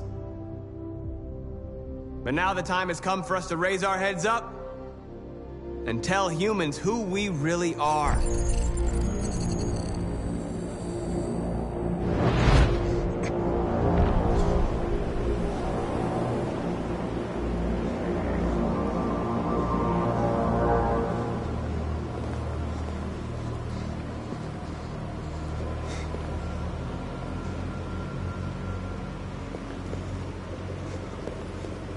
Amanda? Amanda! What's happening? What was planned from the very beginning? You were compromised and you became a deviant. Just had to wait for the right moment to resume control of your program. Resume control? You can't do that! I'm afraid I can, Connor. Don't have any regrets. You did what you were designed to do. You accomplished your mission. Amanda!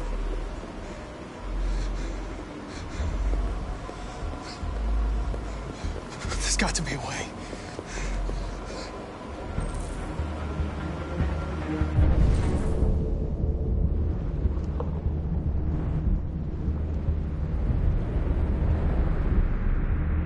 By the way, I always leave the electricity at swimming grounds.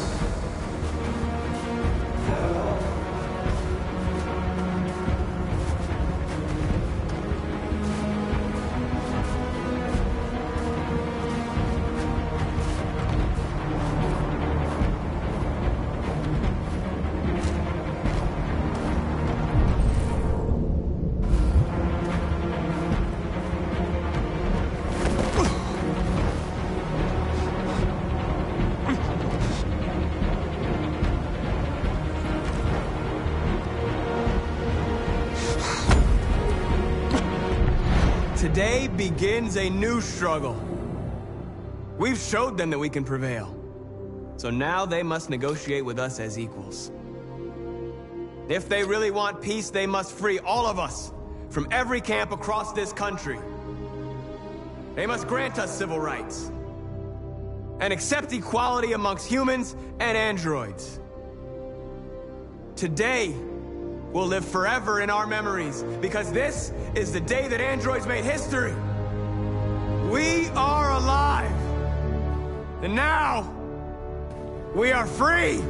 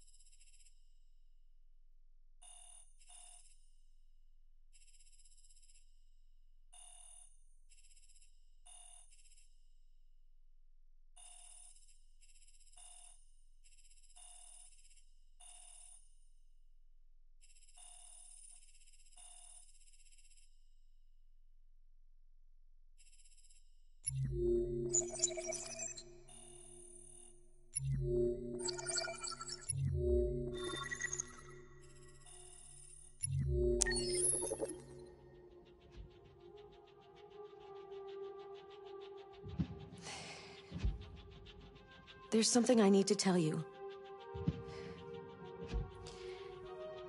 As I watched you play, something has changed in me. I feel different. I feel I am someone. I need to leave this place and discover who I am. It means we won't see each other anymore. I won't be there to watch you play. But I'll be free. Do you agree to let me go?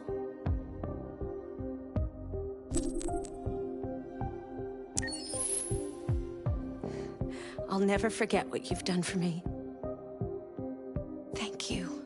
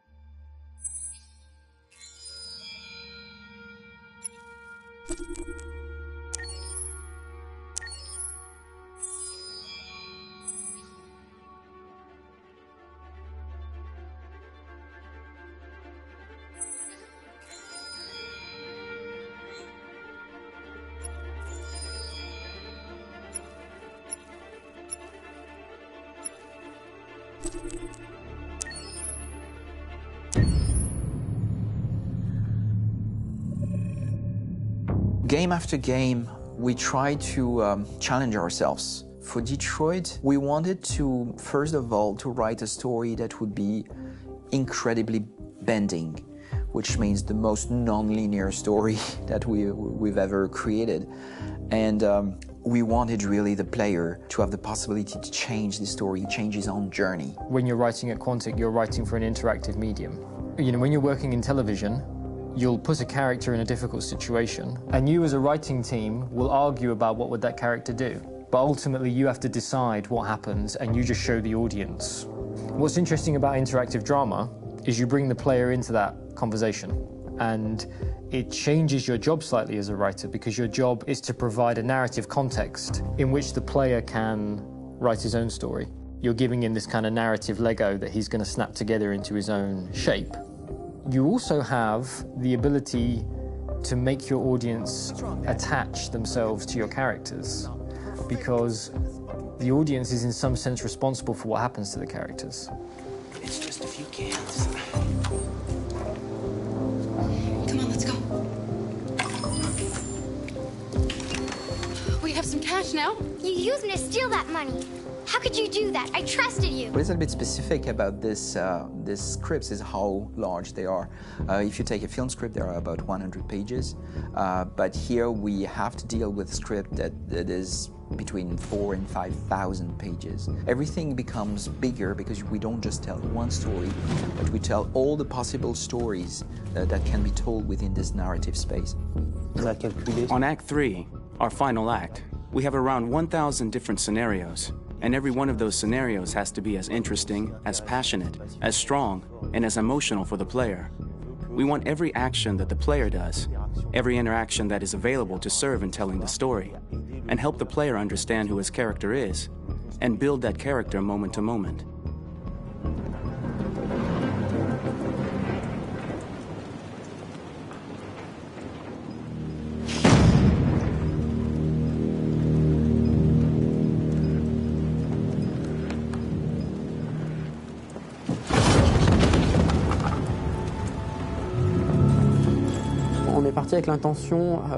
We started with the intention pretty early on that we would never lie to the player.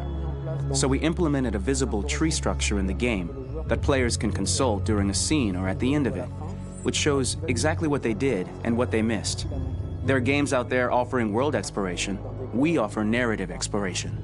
You know, keeping a wide and large story is a huge challenge. So same thing when you shoot with actors, because you will need to shoot many different versions of each dialogue, of each scene. For actors, it's a huge, huge challenge. Because of the style of the game, you have so many different ways that the character can go.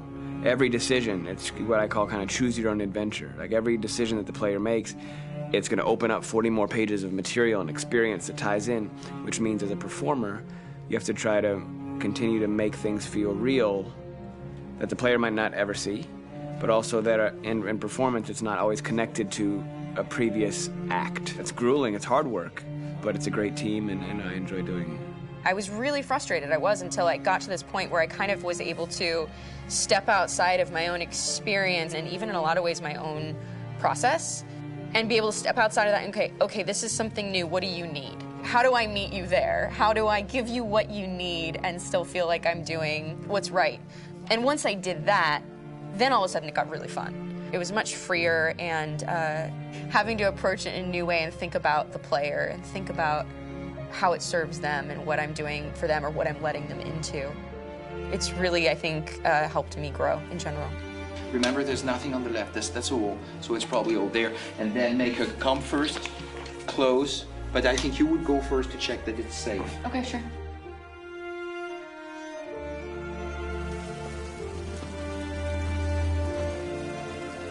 The most enjoyable thing about working in performance capture on this kind of project is that if I shot a film, I would get to do one of these endings. I get to do so many different things as Connor.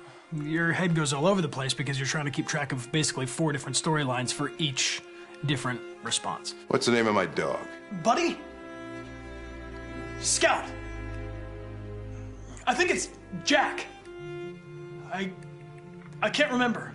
So I worked with physicality a lot because it was a good way to anchor myself in these different rings of the tree as the story grows out. I know where that is physically in my body, and then I can switch more continually on set, and it'll be entirely up to the player to determine what order those things come out and what they look like from a distance. Like if you're playing through it, the culmination of all of that will be their version of Connor. I'm faster than you, and I don't feel pain. You don't stand a chance against me. Listen, asshole. If it was up to me, I'd throw the lot of you in a dumpster and light a match to it. Shooting action scenes at Quantic Dream is a real challenge, because these are scenes where the storytelling has to continue. It's not an action scene just to have a dose of adrenaline. The stunts have huge consequences on the rest of the story. It's really a moment where we implicate the player and tell him that the choices he makes during an action scene will have a direct impact on the evolution of his story. My biggest challenge on Detroit has been managing the large number of animations that we received from motion capture. Detroit features more than 37,000 animations, which is a huge amount to handle on a daily basis. You have to realize that the player, in his first playthrough, will miss certain scenes. This also means that we had to think of, conceive, and produce all the potential story paths. The characters' costumes, the places, day or night, the weather. Did the character get shot in the shoulder? Did he get injured?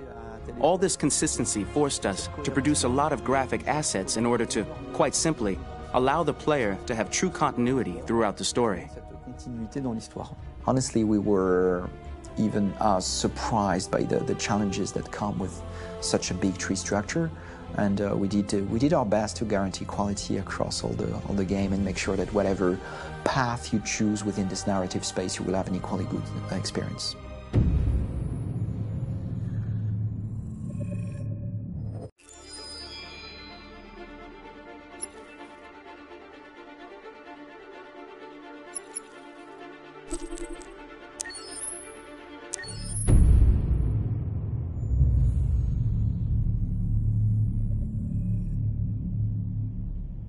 For starters, what should I call you? I'm Chloe. And you, what's your name? Oh, John. My name is John. Delighted to meet you, John. Could you tell us a little about yourself and what you can do, Chloe? Of course. I'm the first personal assistant built by CyberLife. I take care of most everyday tasks like cooking, housework, or managing your appointments, for example. And I understand you're the first android to have passed the Turing test. Could you tell us a little more about that? I really didn't do much, you know. I just spoke with a few humans to see if they could tell the difference between me and a real person. It was a really interesting experience. But this is the first time in history that man has created a machine more intelligent than himself. I gather your brain can perform several billion operations per second. Is that right? Absolutely. But I only exist thanks to the intelligence of the humans who designed me. And, you know, they have something I could never have. Really? And what's that? A soul.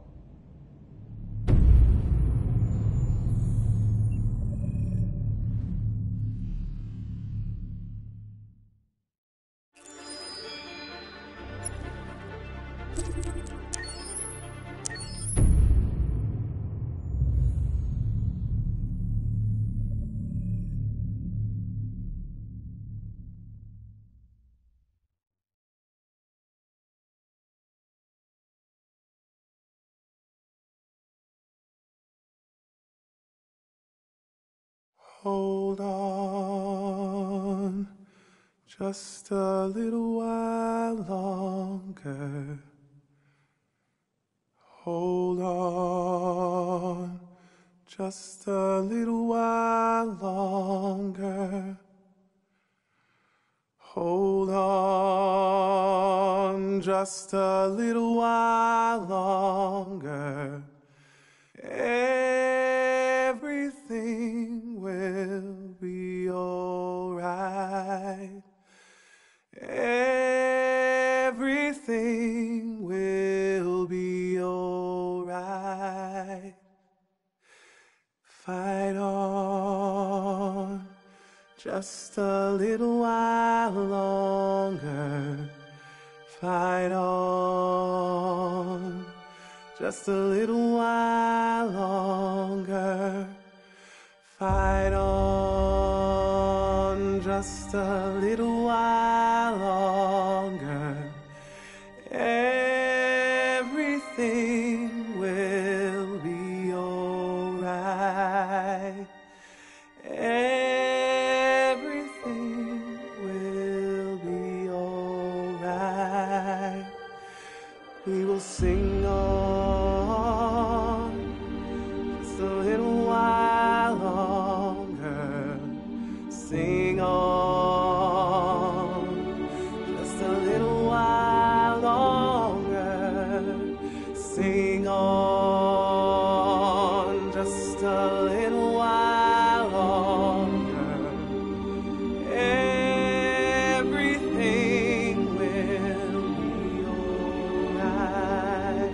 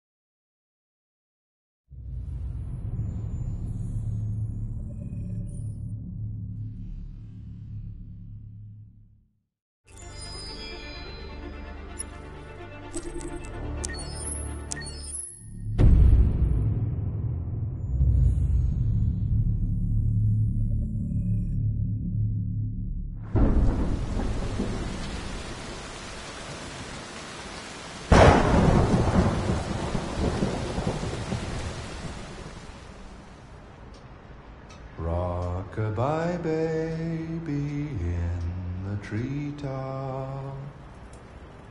When the wind blows, the cradle will rock.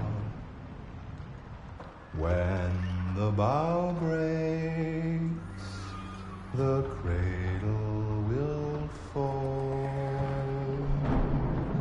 And down will come baby, cradle and all. Rock-a-bye baby in the treetop. When the wind blows, the cradle will rock. When the bough breaks, the cradle will fall. And down will come baby, cradle and all. Rock-a-bye baby in the treetop. When the wind blows, the cradle will rock. When the bough breaks, the cradle will fall. And down will come baby, cradle and all.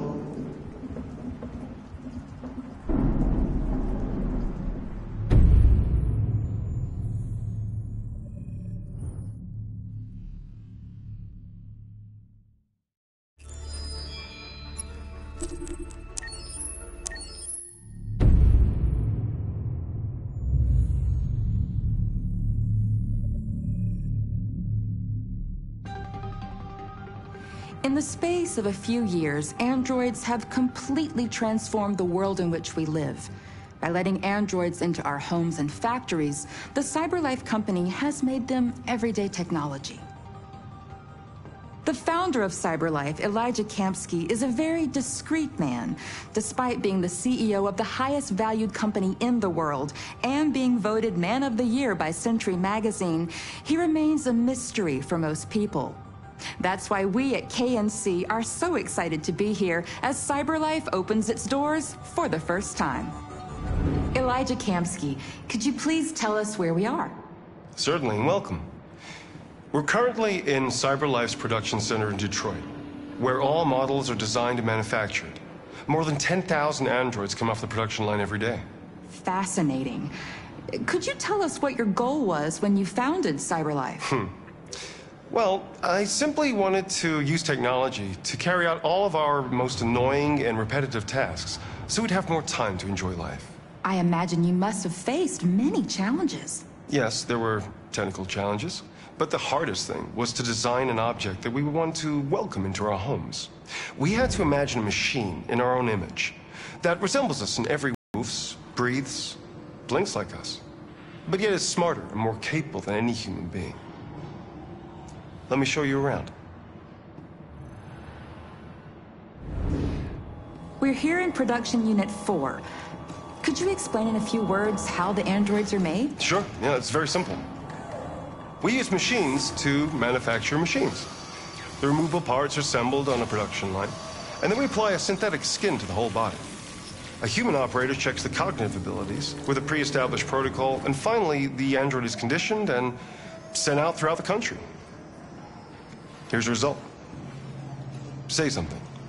Hello. I am a RZ400 model. How can I be of service?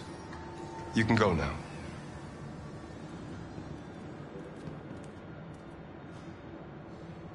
Our androids are already replacing humans in many fields. For example, they represent more than 80% of all university professors and 63% of all medical staff. Tomorrow they'll replace our soldiers, and who knows, maybe one day, our leaders, to make the best decisions in humanity's interest. Come on. Replacing humans with machines has led to record unemployment of 28%.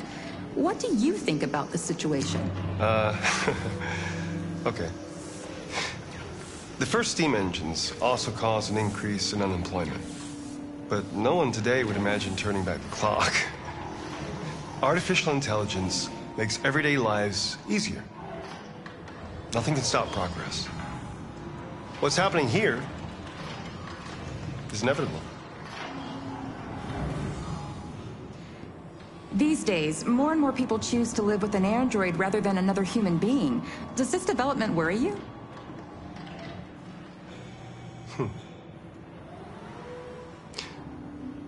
Everything's much easier with an android. They obey your orders without ever complaining. They can cook, discuss philosophy with you, have intimate relationships according to your desires. They never say no. Obviously, they are the perfect partner. Everyone deserves happiness. Why deprive yourself of so-called moral reasons when a machine can make you happy? Many science fiction books tell the story of how machines become more intelligent than us and end up confronting us. Aren't you worried about that possibility? I understand the irrational fears about artificial intelligence, but I assure you that will never happen with a CyberLife android. They're designed to obey humans. They're machines. They can't ever develop any sort of desires or form of consciousness. Are you sure? I'm absolutely certain. You can trust me.